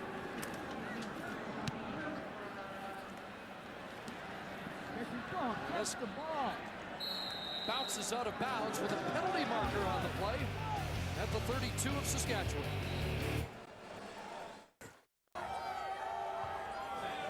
Tonight's game is available online at tsn.ca. This season's CFL on TSN and Friday Night Football games are available on demand at tsn.ca, along with CFL highlights, features, and analysis, all on TSN Broadband. Rider Nation enjoying a 7-point lead. There was a penalty on the punt, a holding call against Saskatchewan, so they back it up to the 22-yard line of the Roughriders. One of the factors at play here would have to be the familiarity of both of these teams when you think Ken Austin and Ken Miller, the offensive coordinator, former Argonauts who were in meetings for the last couple of years over on the other side. They know what they're thinking. Rich Stuber's got to know what Kent's all about. It's a great chess match, isn't it? Harry Joseph, DJ Fleck can't hold on. Kevin Ivan looked like he had a line on the football, and it ends up incomplete. So you know that the last couple of years, Rich Stuber was sitting in meetings with Ken Austin, and coordinators often sit together and they talk about how would you self-scout. If you looked at our team and what I'm doing, what would you do to attack it? And then they would say the same thing. So both of these guys know each other so well. Adjustments are going to be interesting as this game goes on. The game within a game, 2nd and 10. O'Shea shows blitz. Joseph has some time, and that ball knocked down. Good defensive play. Chuck Winters, who had an interception last week, with the knockdown. And then Ken Miller, who is really the offensive coordinator, you know, and this is kind of something that has sort of slipped by the first 6 weeks. Everyone's saying this is Ken Austin's offense, and certainly he has a lot of input. But Ken Miller is a guy that he brought over immediately from Toronto when he was hired in Saskatchewan. And Ken Miller calls the plays. And there's familiarity there between the two sidelines as well. So that is officially the offensive coordinator for Saskatchewan. Yeah, there's 2 different sets of fingerprints on that game plan. Yeah. Orem boots it away. Livingston. That is 48. Sure, Livingston's made things interesting, but there is a marker on that return. Well, TSN's coverage of the 2007 PGA Championship continues tomorrow. 3rd round action begins at 11 a.m. Eastern, 8 a.m. Pacific. It's available on TSN HD and online at tsn.ca. I'm going to take Tiger. I thought you might. Well, you know, and you were right on the NASCAR race in Montreal, so I should defer, but a word in for Stephen Ames, who and is I know in contention. I know Tiger's got the lead, so that might be an easy pick, but you've always been a front runner. And Tiger's pretty good when he has a lead, isn't he? Like, there's some kind of weird stat about that. John Hines just told me never lost a lead going into the final round, 12 majors. So we'll wait and see if he leads after round 3, and then you won't have to watch Sunday. Oh, Butler got nailed, but gets it away, and Daryl Mitchell a catch. And a first down at the Roughrider 52-yard line. Nice composure from Rocky Butler to hang in there. He knew he was going to get hit. And he had to wait that extra split second to have Daryl Mitchell open up. And a little bit of a mistake. I think Butler went the wrong way. Guess who's finally getting some penetration in that offensive backfield? Fred Perry. You know you couldn't contain him forever. 12 for Mookie, and a first down on the Roughriders side of half. Fakes to Dorsey. There's Murphy. Cuts it back. And Fred Murphy's got a first down to the 40. And why haven't we been seeing more of Fred Perry in the Argonaut backfield? There he is here. Well, let me just show you what Fred Perry is up against tonight. Clearly, the Argonauts are game planning to have not 1, but 2 on Fred Perry as much as they can, especially in passing down. So Fred Perry in the stand-up position here. Glenn January on one side and the fullback, Jeff Johnson on the other. They've got him contained. Yep, Argos marching here, trail by 7. And the screen, Dorsey, Reggie Hunt, and Mo Lloyd bring him down. And you know you've got a great football player when teams have to game plan. There's what Fred Perry has done so far this season coming into tonight. 4 sacks. He ranks 4th with those 30 tackles in the CFL for a rush end. That is an incredibly high number early on. And when you have a player like Fred Perry and have to game plan against one guy when there's 12 on the field, you've got a player. 36 games as a Rough Rider, 29 sacks.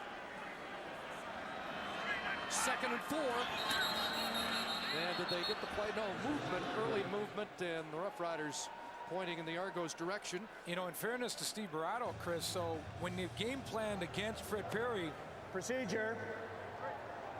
Toronto, 65, 5-yard penalty. Remains 2nd down. Taylor Robertson. They've done a nice job with it. Steve Barato thought, okay, if Fred Perry is that good, and he is, we got to double team him sometime. And that last play you just saw was screen pass to his side. So, in other words, in that play, you let Fred Perry get up the field and the whole defensive line get up the field, and then just dump it in behind him to running back. That's another play to take advantage of a good rushing defensive front four. After the penalty, 2nd and 9, and they'll screen this side. Dorsey gets the block, and Dorsey has a first down. Hunt brings him down. But Dominic Dorsey's down to the Saskatchewan 24.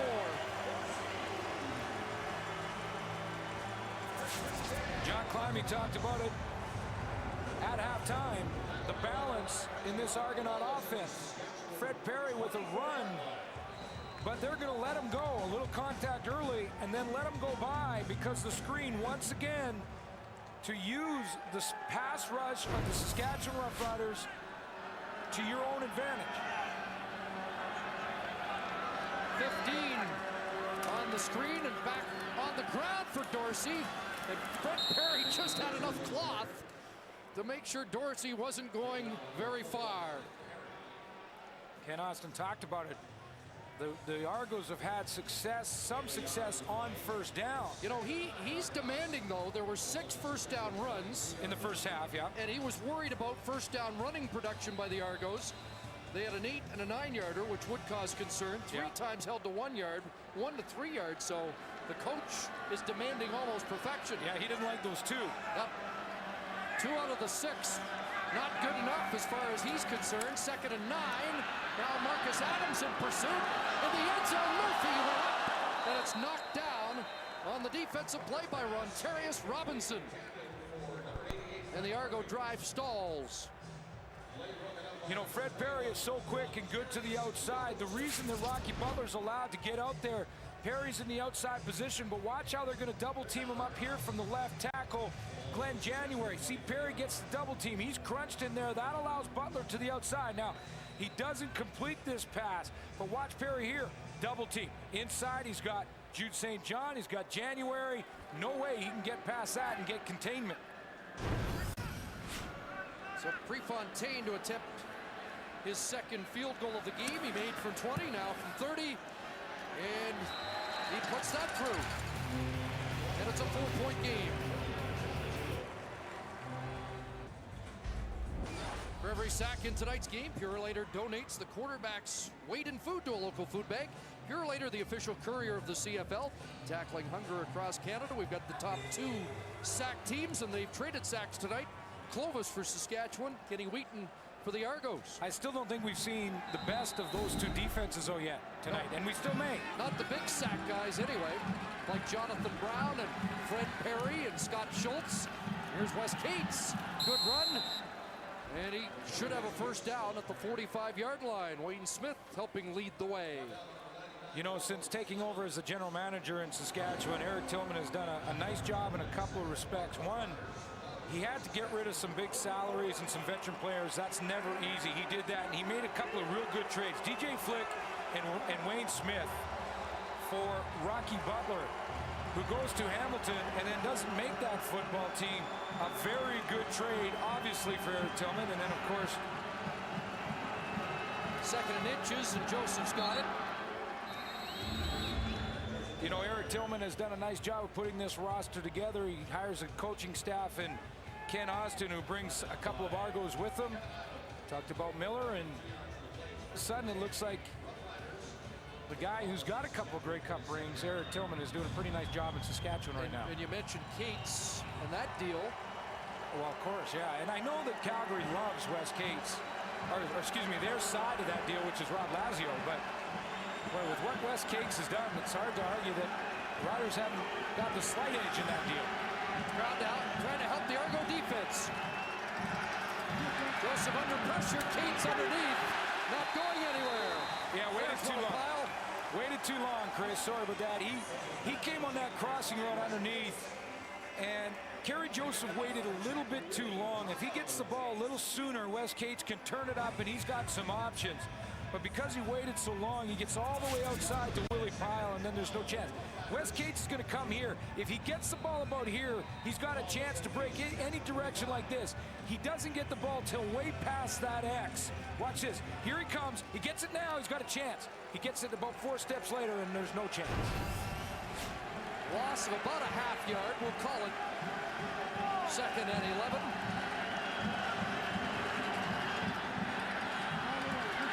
Couldn't find anybody that way. Gonna take off.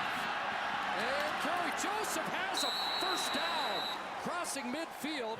Looked like he was gonna be 2 or 3 yards short, but that's that extra element he brings. A load to bring down. One of my favorite movies ever. And you have a long list. Was Braveheart. And in it, Mel Gibson, who plays William Wallace, says, men don't follow titles. They follow courage. And your title as the quarterback makes you a leader, but plays like that show your courage. And the team erupted on the bench when Kerry Joseph got that first down. What do you expect from a gladiator this season already? First down run, and now on the ground again, up the middle for Cates. It is such a weapon for Kerry Joseph that he has utilized in a big way over the last 3 games. Kerry Joseph right behind Henry Burris, who's way above his pace for running the football from that position. But Joseph over the last 3 games, 139 yards rushing in 3 games for Kerry Joseph. So really starting to use that part of his arsenal. 64 and 63-yard rushing games against Edmonton. He has 25 on 4 carries tonight. 3 for Cates, 2nd and 7.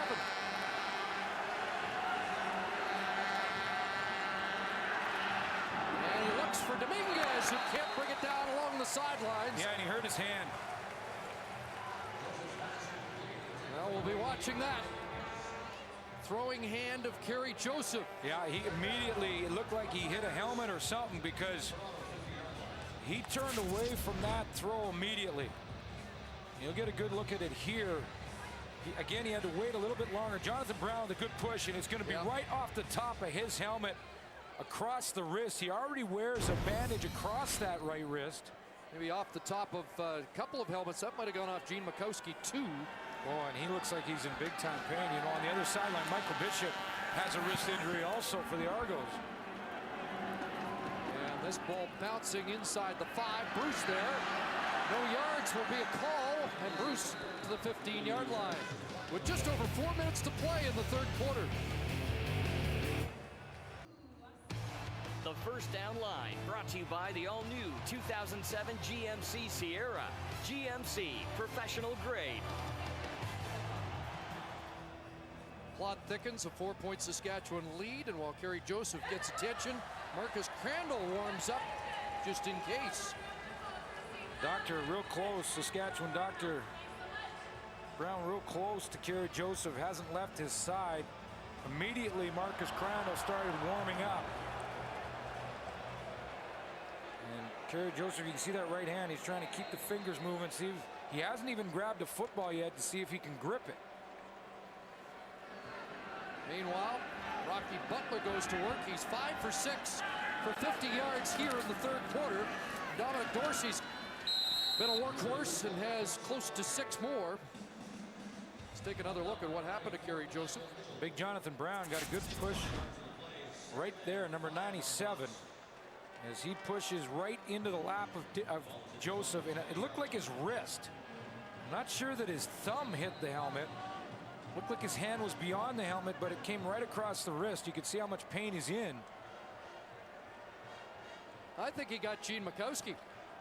Yeah, might have been. Was in the tussle with Brown. They give Dorsey 5, 2nd and 5. Time for Butler. All kinds of steamboats. And now guns it behind Andre Talbot. Incomplete. So the Roughriders only rushed 3, and Butler couldn't find anybody. You know, it's a Friday night.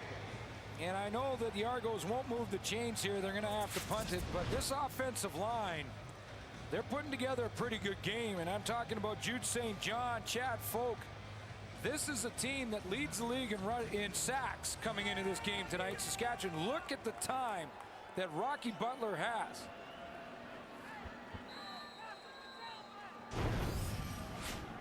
But the Roughriders secondary does the job. And so Prefontaine has to go on. Line drive kick, and it's a good one. Armstead backpedals to his 43. And Armstead to the 51 as we check in. Kerry Joseph is coming out. Let's check in with John Liu. Well, guys, Kerry Joseph is going back in. He was tapping, flexing his fingers. Didn't look like there was anything serious there. His wrist seems to have full mobility in it. And Ken Austin said to him just before he went back in, nothing fancy, just beat the safety to the post. Guys. Oh. Maybe Alondo Steinauer is having those feet stop moving backwards a little bit. Something they noticed.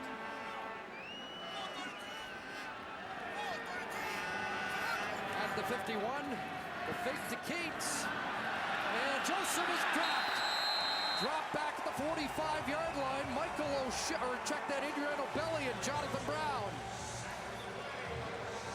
Well, they were going to go to that post that John Liu just talked about and heard from Ken Austin. And they were going to go to Jason Armstead over here, who's going to come all the way to the post. He's got one-on-one coverage and inside position. Watch number 1, the third receiver. Here he comes to the post. That's what Ken Austin talked about. Now that's one-on-one. No Steinauer. Steinauer's up there. But Kerry Joseph didn't have time to get it there. Second Argo sack, second and 15. Time running out. Joseph gets it away. Out there's Corey Grant, and he crosses midfield, but will be short of the first down. The Stony Creek native who called his buddy Andre Talbot, former teammates at Laurier, to find out a little scoop about his new head coach, Ken Austin. You know who's picking up his game a notch?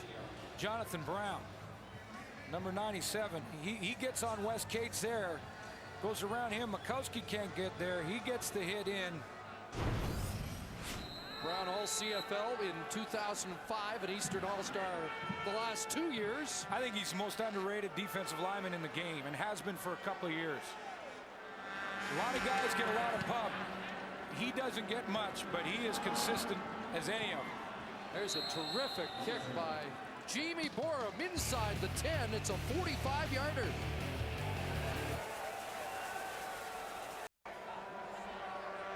Borum backs the Argos up. They'll start at their own 7-yard line. Trailing the Roughriders by 4. Rocky rolls, and Harlan Bruce catch the first down up at the 20.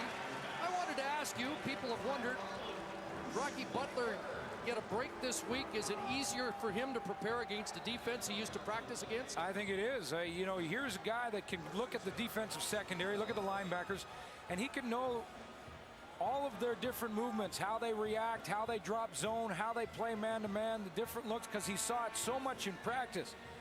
And really the option for Mike Clemens is Rocky Butler. We saw what Mike McMahon accomplished. He's a little bit behind, and although Michael Bishop says he is healing faster than expected, still not dressed on that sideline.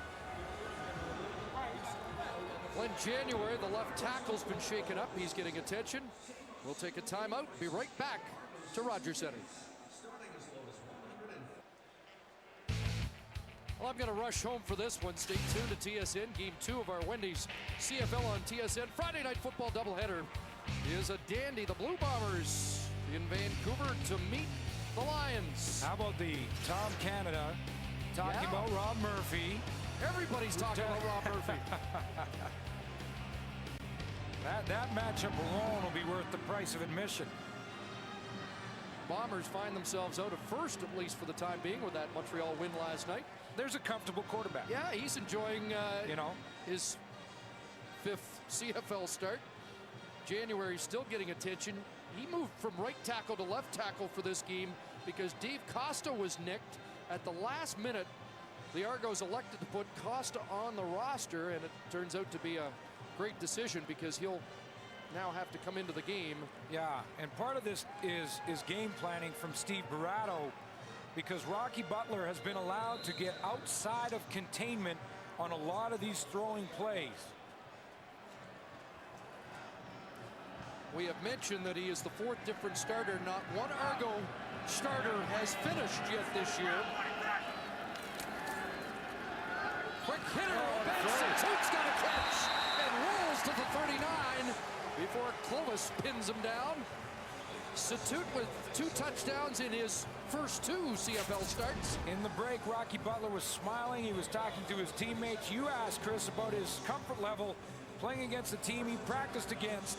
And right now, over those last 2 throws, he's making it look like practice a little bit. And this is a #1 defense in the league, folks.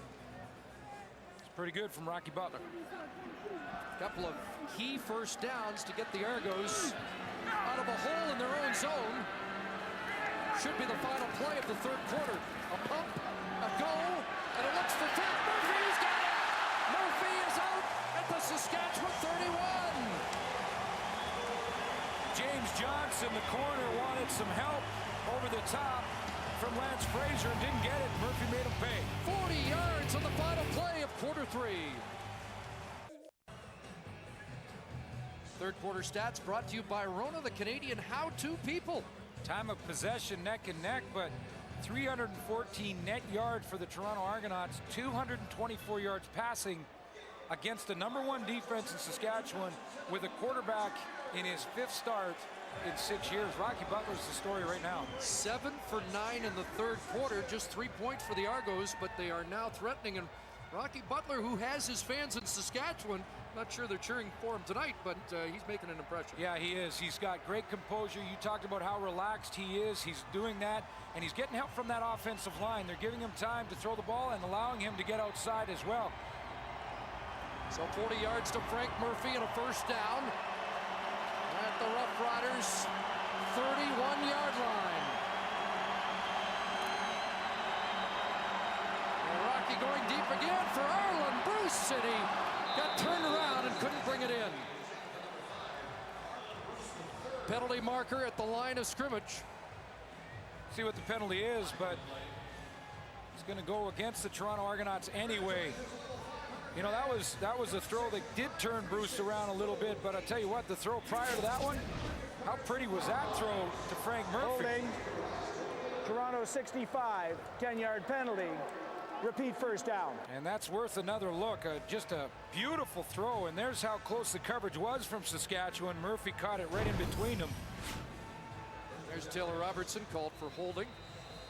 You know, he had that Labor Day game in 2002 and gained some fans. I asked Rocky Butler, well, you know, what happened? He was actually the 4th stringer that year, too. Yeah. Behind Nealon Green, Kevin Glenn, and Jonathan Beasley. From 4th stringer to a Labor Day hero, from 4th string here. Will he be a hero tonight? Dorsey underneath, and Sean Lucas says he's not going anywhere. Well, the one time a screen pass won't work is when the defense you're playing against is playing man-to-man, because there's a linebacker, in this case it was Lucas, that is in charge of covering the guy you're trying to throw the football to, your running back Dominic Dorsey, and Sean Lucas was right there.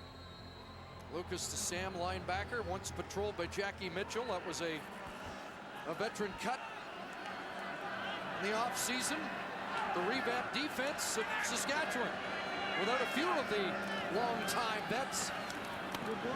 Here's Satut. Where's he going? Wrong way.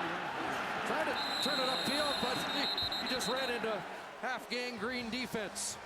Yeah, but losing yards like that may have taken Toronto out of field goal range. I'm not sure if they're going to try a long attempt here from Noel Prefontaine or not.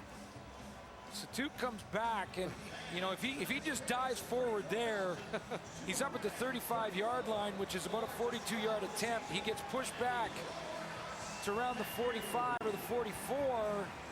They are going to try a long one, but this is a lot tougher field goal for Prefontaine than it would have been from the 42, and that's exactly what Mike Clemens is telling him. Last time I saw an offensive player running backwards like that was Mike Clemens in the '97 Grey Cup against the Roughriders, but the game was out of hand, and I don't think he wanted to rub it in. 51 yards out, and they are going to try with Prefontaine. Left footer, and it's blocked. Somebody got a hand on it, and it will roll around there at the 17. A no yards call as Armstead fields it.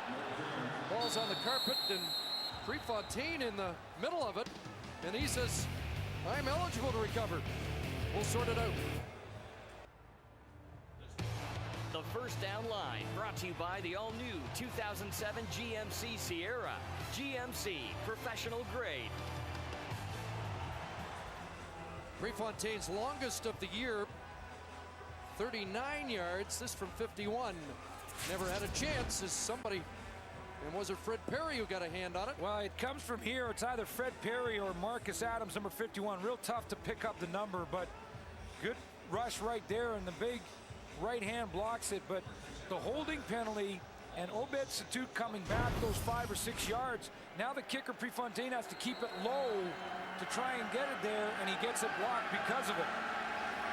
I'm pretty sure that was Fred Perry. First down, Saskatchewan. Joseph still in, despite wrapping the hand off the helmet of left tackle Gene Makowski, and Matt Dominguez has a catch at the 30. A little ball control important for Saskatchewan here. They started the game by going deep and hitting DJ Flick and Matt Dominguez on deep plays, but now in that they still hold the 4-point lead. Ball control, 4 or 5 first downs, and taking some time off the clock. Very important for Ken Austin's squad now. Defense is digging in though, isn't it? It is. 2nd and 2. Cates, first down, and more, spinning across the 40-yard line. Terrific run, 13 for Wes Cates. And that's what ball control is all about. A little bit of quick passing game, and then going to your running back in 2nd and medium, which in the CFL a bit of a risk, although it is the year of the running back. I'm just going to label it that. And Wes Cates with 2nd effort picks up the 1st and more. 12th carry, 57 yards. They still like Henri Childs, but it's pretty clear who the #1 running back, when for a couple of weeks it looked like they were both auditioning. And Mike Abu-Meshrek, the right guard, getting attention. We'll take a timeout.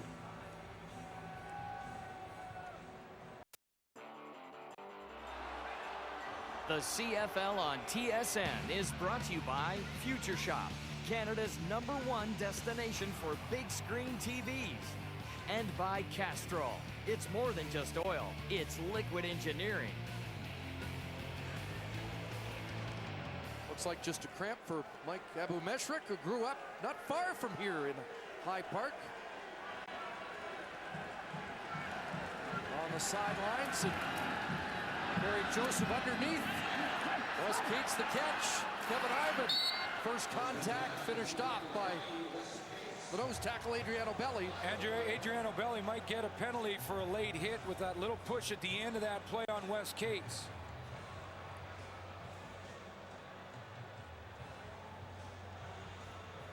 Ball control. That's what Ken Austin is doing. Short passing game, dumping it off. Objectionable conduct. Toronto, number 78. It's a 10-yard penalty, and it's first down. The Toronto Argonauts coming into this game had 13 unnecessary roughness penalties, which accounted for about 20% of the penalties called against them. Ivan brings him down with the help of Belli, and then right after that, he jabs him with that left hand.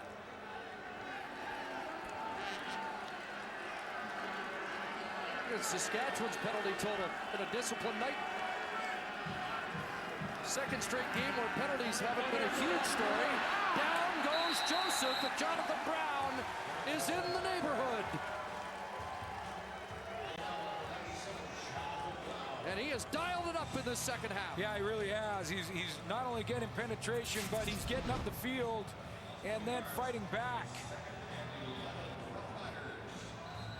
Up the field from left tackle. Look at that fight. He goes through 2, cuts all the way underneath, and is in the lane and makes the tackle without his helmet on.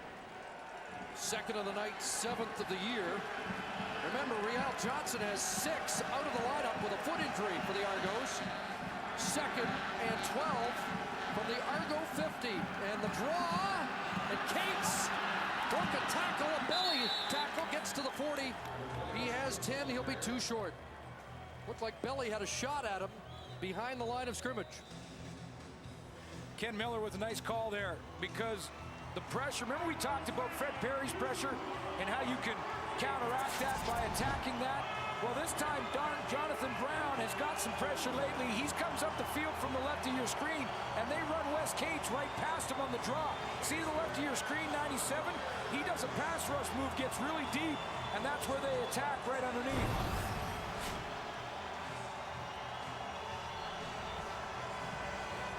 So the field goal unit comes on. Luka Kanji trying to match his season longest, which is 47. And there is James Johnson onside to give you something else to think about.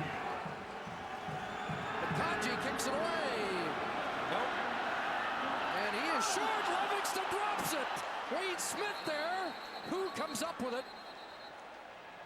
There is a penalty marker. Roughriders have the football. Again, a marker on the play as Livingston mishandles the short field goal attempt. It was so close to the crossbar, it may have distracted Bashar Livingston. Michael O'Shea wants a word. And he's not going to get it.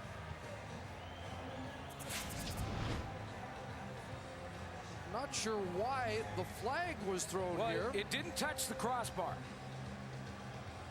It's almost as if the flag came out for no yards, and clearly no yards wasn't an issue. No, it isn't. Back judge Kerry Anderson threw it, but the ball hit Bashar Livingston well before anybody was within 5 yards. This is a critical call with Saskatchewan apparently with a recovery at about the 5-yard line. This might be a flag thrown in error. We'll see now. Saskatchewan gained possession on that play. As a dead ball foul, we have major foul, unnecessary roughness, Saskatchewan 67, and it becomes first down Saskatchewan. So they won't get it right on the doorstep. Yeah, I don't know how they could rule that was before the fumble, because we clearly see. Well, there's 67, Abu Mesrick to the left of your screen. We lose him for a bit. But there's the flag before anybody got possession of the football. Yeah, but the problem for Mike Clemens is you can't challenge a penalty. No, he's thrown the challenge flag, but I don't believe this is challengeable unless they're looking at who really recovered the football. That is challengeable. He can challenge whether or not his player recovered it. But the video evidence would contradict the fact that the penalty occurred prior to recovery of the football. But you cannot challenge a penalty. You can't challenge basically anything that is left to the discretion of the referee, which penalties are. So there, didn't touch the crossbar. Wayne Smith comes up with it, takes the ball. Challenging the recovery of the Livingston's got his hands on it. And Ty technically goes to the offense. Ty goes to the offense, and is that what the Argos are trying to sell here? Livingston actually unpiles with the ball. Now the question is, and this has never come up in my time in the booth, but Ty goes to the offense on an offensive play. But on a field goal attempt, is that considered an offensive play? And it almost looks like simultaneous possession. But is Bashar Livingston considered the offense when it was the Riders who kicked the field goal? I would believe he would be, because he's the one that's trying to get the possession. Football. Yeah. Now, he never did have possession. No. As the receiving player. Interesting. We do have, it's amazing how often something different comes up. And you right now, look at Bashar Livingston. You think he's a little worried about this ruling? Boy, he's had a terrific night, too. Yeah, this is the longest 90 seconds of his career.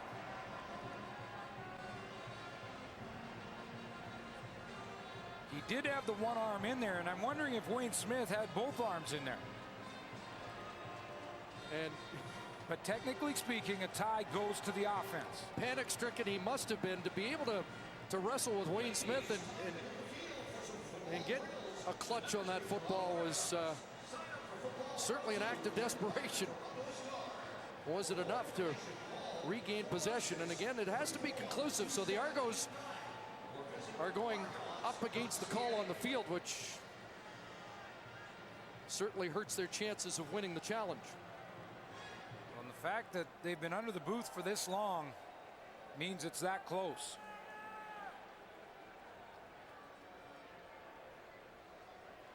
But the play right now is called Saskatchewan taking possession.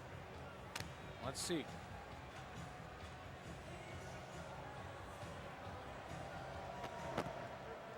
The Saskatchewan player recovered that ball. It is Saskatchewan first down.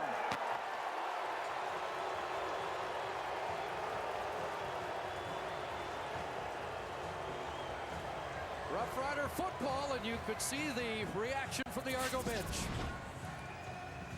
Well, they will say the same thing, that the tie goes to the offense. Now, does Smith have it here and is played dead? Yeah. And then let Livingston, fights back. Well, the other thing is it looked like Smith might have brought it towards his legs and maybe had possession by himself first, an angle that we didn't really see from there. Ball comes back to the 20 on the penalty, and here's Kerry Joseph, quarterback draw. Inside the 10 to the 9 and a first down. Oh, and almost a possible penalty call there for Melando Steinauer. The quarterback slides feet first. You cannot make contact at all. Now it was pretty close, and the flag will stay in the pockets of the officials, and Steinauer may have caught a break. Three-man pressure, so a pretty good call from Saskatchewan, who wants the hit. Good block from Wayne Smith, who recovered the football. Now at the 9, first and goal. 4-point lead, and the Roughriders looking to make it 11. They run out of time here, and the noise here in the building may have impacted on that. And it's a 5-yard penalty against the offense. You know, when relatively speaking, Kerry Joseph does not have a lot of experience at the quarterback spot. I mean, it's been a few years now, but in the Western Final in BC Place, the Saskatchewan offense really struggled last year with crowd noise. And Kerry Joseph couldn't get plays run because of it. And they're turning it up again right now. And isn't it nice to say crowd noise is a problem in Toronto? Absolutely. First and goal. Completion and touchdown. DJ Flick as Kenny Wheaton gambled and lost.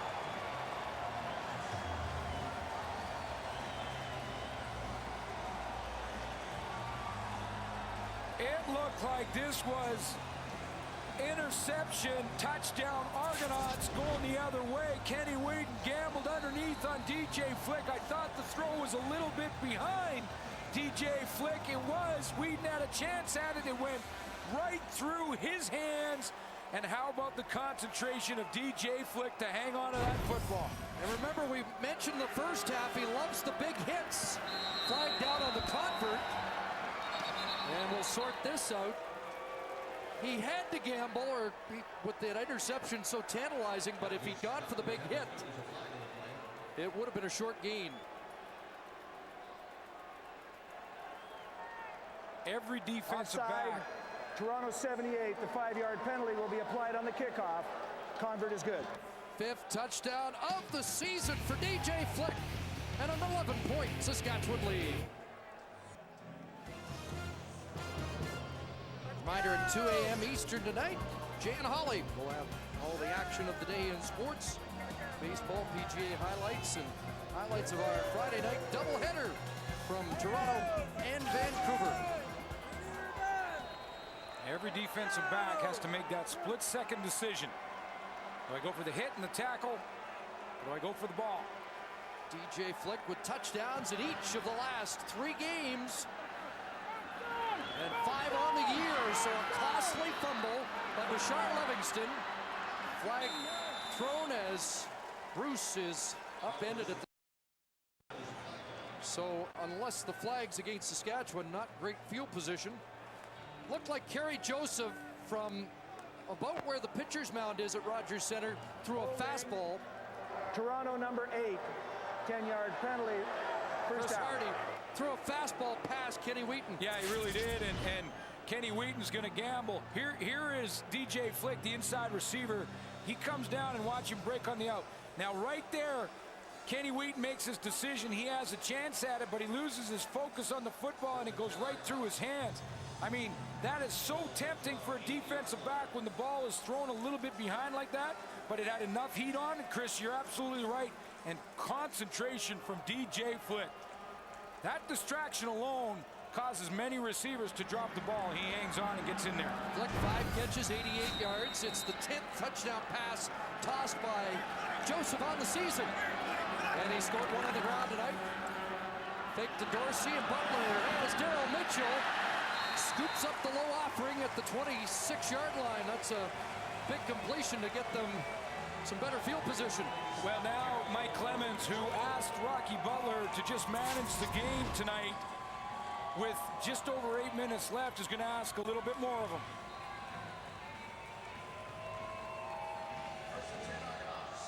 Daryl Mitchell just gets both hands underneath that.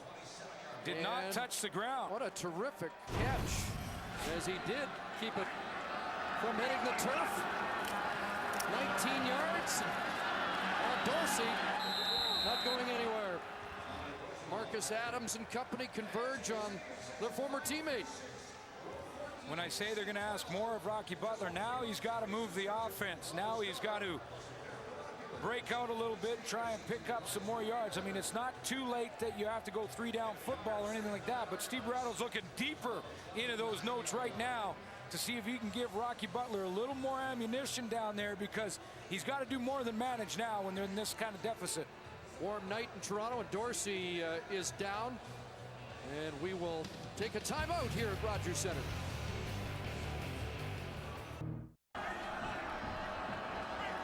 Dominic Dorsey helped to the sideline. Jeff Johnson in, 2nd and 9, and Satut along the sidelines couldn't get a foot down. And it will bring up 3rd down. Well, it's been a great atmosphere here tonight, and the best crowd of the year for the Argonauts, 34,234, including plenty wearing green.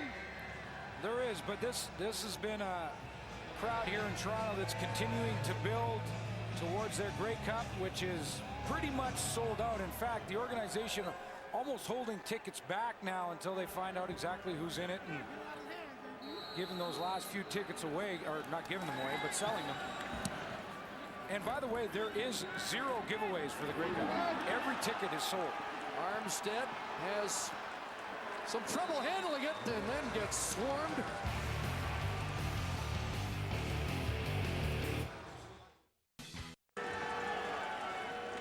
Rough Rider football, their own 32. Wes Cates off the left side. Willie Pyle brings him down, but Cates, you know, is close to 9.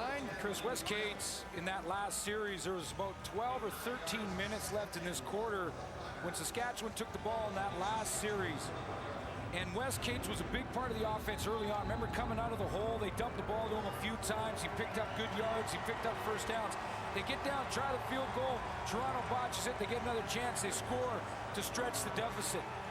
Ball control has been Wes Cates for the Saskatchewan Roughriders and has been real important in the 4th quarter.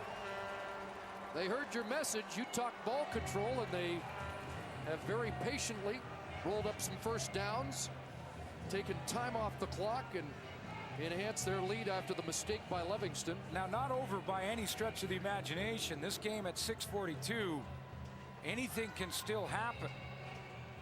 And that ball control is still the priority for Saskatchewan, which is why very unlikely that we'd see any kind of deep throw here on 2nd and short, although I wish more teams would do it, but likely not in this situation. The first down more important for Ken Austin.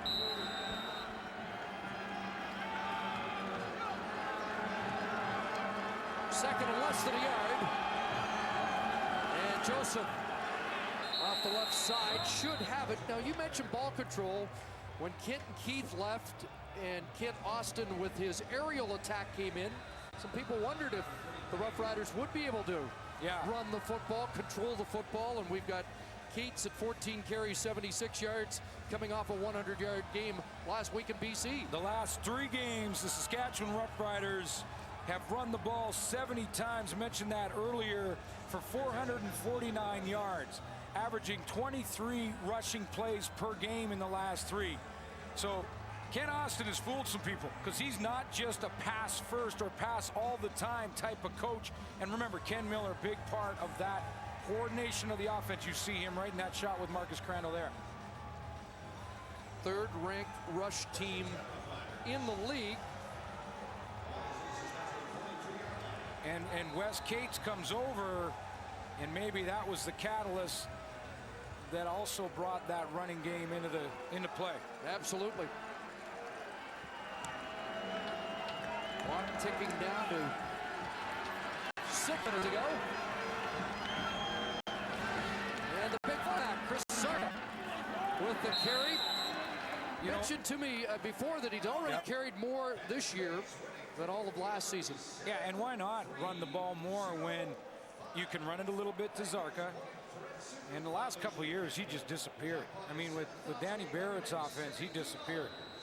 Not so much with Ken Austin. He likes to keep him involved. He's upset about something right now. But with Zarka as a lead blocker, running the football becomes that much better of an opportunity for your offense. 2nd and 2, straight ahead. And Zarka should have the first down. He said the atmosphere, so he said, boy, the coach has done a great job. And I said, well, what is it about the coaching staff? And he said, positive. Everything in the room is positive. You might not think that right now. He doesn't look positive right now. With the lead, no, but he's seen leads slip away quickly. Remember that Edmonton game? 20-1 at halftime, disappeared. They lost by a point. I mean, Ken Austin knows in the CFL it can happen in a hurry. So he's got his edge on still. But you talk about positive, he's that. But I think one of the things that he's preached throughout the 6 weeks of this season and even into the preseason and training camp, consistency. Not too low with the lows, not too high with the highs. Just a consistent effort, game in, game out. That's why the Saskatchewan Roughriders are poised. It's not over yet, but poised to take at least temporary position in first place in the West. Now under 5 minutes remaining. And back to Cates, straight ahead, across midfield. And about 4 for Wes Cates. When we talked to Kerry Joseph prior to the game about his head coach. You know, what Ken has brought to this team is just that attitude, that winning attitude, and that positive attitude. You know, to say, like, you know, it's okay to be successful and it's okay to win. And guys have fed off of that, and you just see that day in and day out, the way we come to work and the way we play games. And with that attitude, on the verge perhaps of their 3rd straight win and a 5-2 start, Joseph this time denied on the keeper as he's brought down short of the first down. So the Argos are going to get the football back. It took about 3 minutes off the clock, however. And they did, and they got the field position they need so that they can punt it now from Jamie Borum into the corner. I don't think they want a single point here. They'd like to get it into the corner and pin the Argos deep and have them go the whole field. They still have that 2-score lead. So Ken Austin's offense really accomplished what they wanted to, and no turnover. Well, we've seen good Bashar Livingston in this game, and then the fumble on the missed field goal by Luka Kanji, which has really turned this game here in the 4th quarter. Livingston had a punt return touchdown a year ago against Saskatchewan. At the 21-yard line, breaks the tackle attempt of Kitwana Jones, but he is circled and brought down. Scott Gordon finishes him off, and it's a loss of 6. Well, the Argos field position just got worse. Another unnecessary roughness call on that punt return. Didn't get the number, unfortunately, but at the 8-yard line. Once again, Rocky Butler, this has been a story in the second half. Long field time and time again for Butler and the Argos offense. Under 3.5 minutes to go, and it's an 11-point uphill climb. Long out, Andre Talbot over here on his own, and he's brought down. Rontarius Robinson was the defender on the play. One of the keys now for Rocky Butler is to keep the huddle moving. I mean, they're almost in that area where they want to start calling plays on the line of scrimmage. They've got that long field. The clock, their biggest enemy.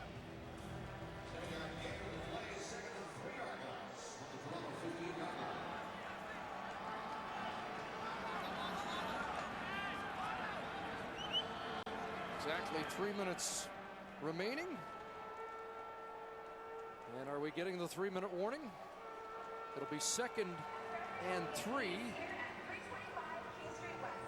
And somebody may have called a timeout.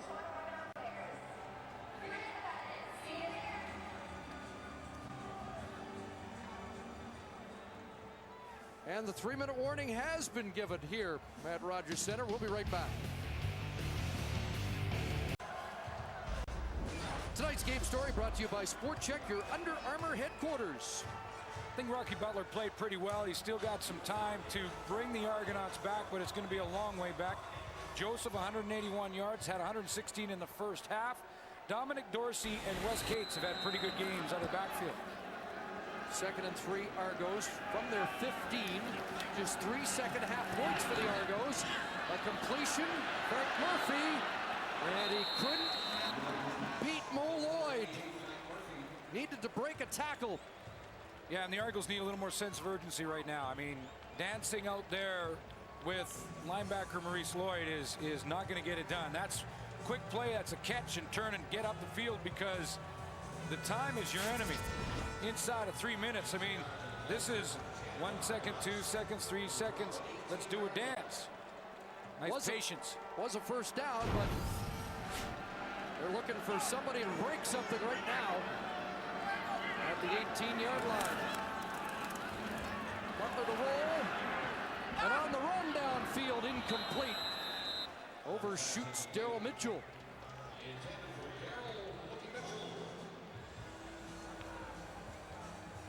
And this defense has stiffened. Butler's numbers pretty good for a guy that was 4th or 5th on the depth chart, but you're playing the best defense in the league right now, and they've allowed 3 second-half points. There have been 6 games in the league this year where teams have been held to less than 10 points. This Saskatchewan defense has held 3 teams to less than 10 points on the year. Montreal, Calgary, and last week BC. They also held Edmonton to 14. Points hard to come by. There's Frank Murphy, big catch, and a first down in front of the safety, Tristan Clovis. Yeah, that's the better play for Murphy to catch that post, get upfield, and get down.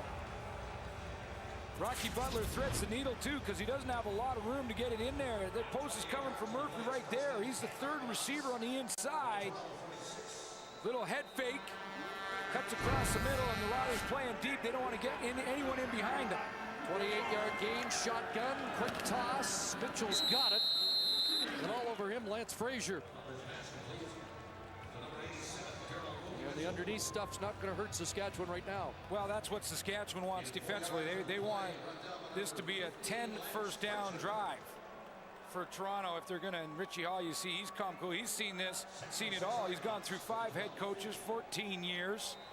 Funny, that's the MO for the Argos on defense. Yeah. You know, let them throw it 15 underneath. plays together, and good for you if you can do it. Flag down.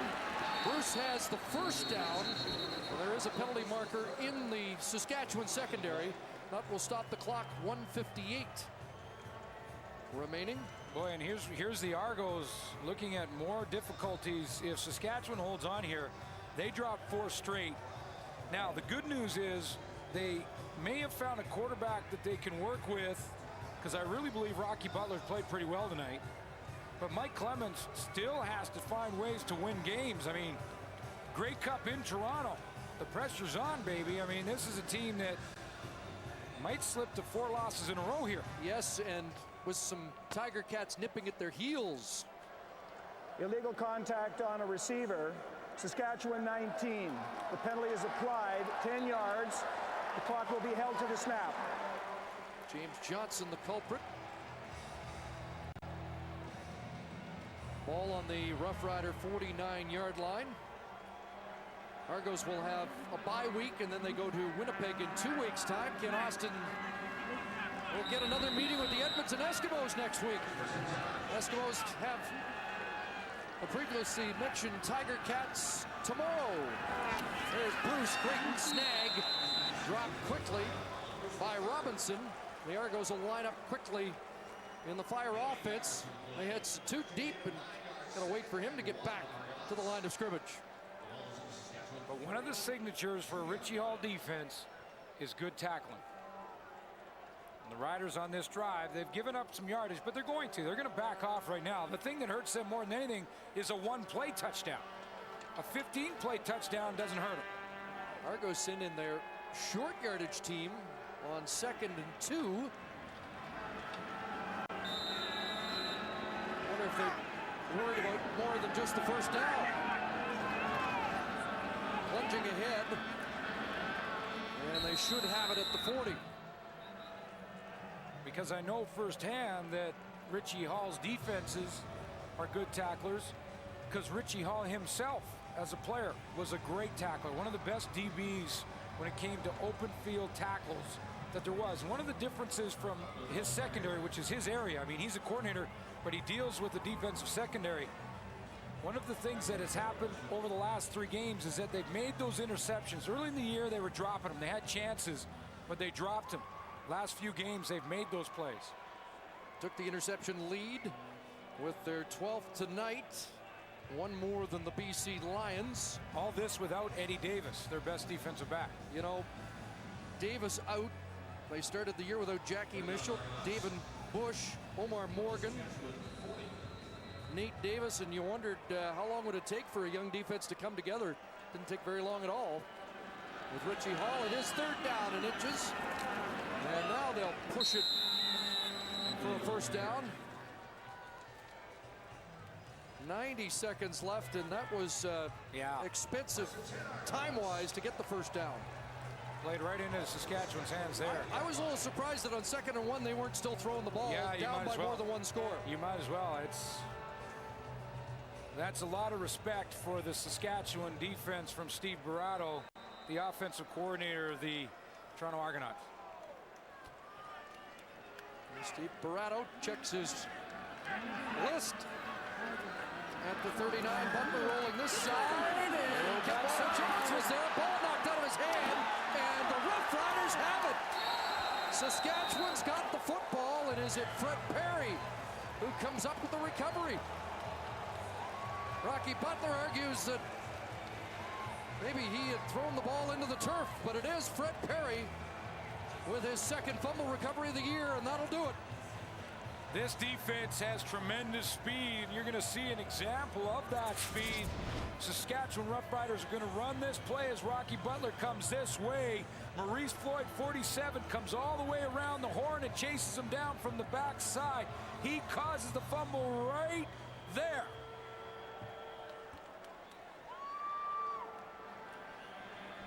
Kyle Mitchell, first man after the ball, knocked an Argo away from it, and Fred Perry scooped it up.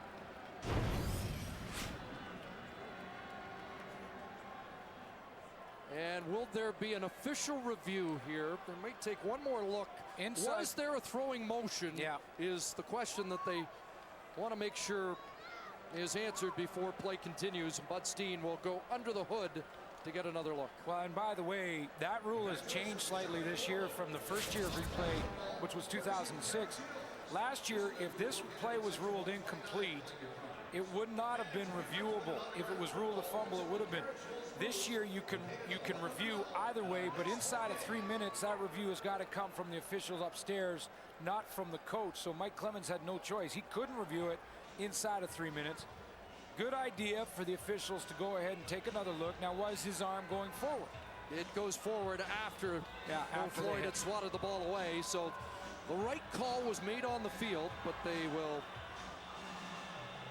take a look at it to ensure that it is Rough Rider football. So Saskatchewan started with 2 wins, then 2 losses, and there was some concern that maybe it wasn't as rosy a picture. But now 3 straight wins, and Rich Stubler will have to tip his hat to his confrere on the other side, Richie Hall, upstairs, because the Rough Riders came into the game allowing 14.8 points a game, and they're going to lower that a little bit tonight. Another great defensive effort. You know, they didn't start out great, but they really turned it up. A veteran, well, not a veteran group, but a quick, young group that hustled to the football in the second half and turned it up, their intensity. Rocky Butler's played well considering the circumstances, but not well enough to beat one of the top defenses in the league. But, you know, we talked right off the top of the show, Chris, Ken Austin saying all the right things. On review, the ball was knocked out of the quarterback's hands when his arm was hit by Saskatchewan 47. As a result, it is a fumble. It is Saskatchewan's ball, first down. The crowd doesn't like it, but the right call was made there. But remember Ken Austin, I mean, he's saying the right things. Here's a guy who was fired as the offensive coordinator. Winnipeg Blue Bombers, the players said they wanted to win this game for Ken Austin, their head coach. Almost a year ago to the day, at least to the week, when Ken Austin was fired after the Argonauts went 2-5. He's going to help them go 2-5 again this year. And there is Wes Cates with a first down run across midfield. And on cue, it's time now for the Friday Night Gladiator. Brought to you by Castrol. It's more than just oil. It's liquid engineering. You know, a bit of a tough one to pick tonight because there was some good efforts from a couple of Argonauts, Jonathan Brown, Jude St. John. But, you know, in the end of the day, Wes Cates started out with that touchdown. But what I like, you see some runs here. He never got tackled by the first guy. Look at this chip on Jonathan Brown. Love that. The back, look at this. One-on-one, Jonathan Brown. Keeps Jonathan Brown away from his quarterback. Wes Cates did a nice job blocking tonight. That's why he's our gladiator. Has 93 yards, and we'll try and add to that total here across the 50. A couple more for Wes Cates, and Wes says tonight's Gladiator receives a Movado Series 800 watch. Movado, the art of performance, and I think it's an indication of what kind of Saskatchewan Rough Rider team this is, that there were a lot of candidates, and yeah, it was a tough pick. It was a tough pick. A couple guys on the big old line there, but Wes Cates joins an elite group with this Movado watch. I mean, his teammate Kerry Joseph has one this year. Tom Brady, I gave him the Gladiator once.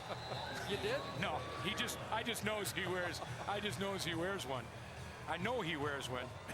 Easy for me to say. But Wes Cates deserves it tonight. And remember when we went into that ball control? That's when he won the Gladiator? That's when he won the Gladiator. When we talked about ball control, Ken Austin was doing it. And that's really when he sold the deal.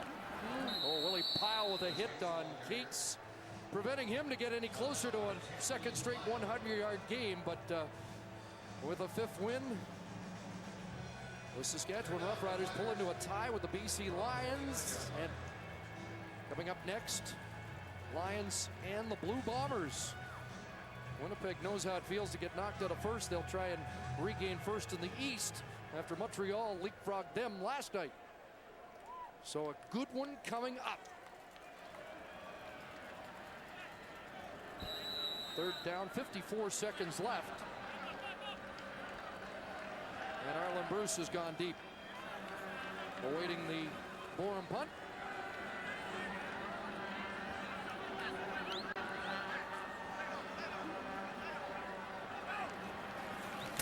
Taking the play clock right down.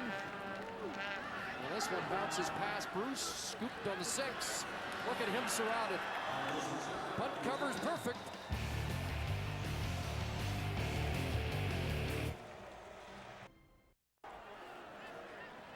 Roughriders on the verge of their 3rd straight win, and the Argos in danger of their 4th consecutive loss, coinciding with the injury to Michael Bishop. A ball batted down there.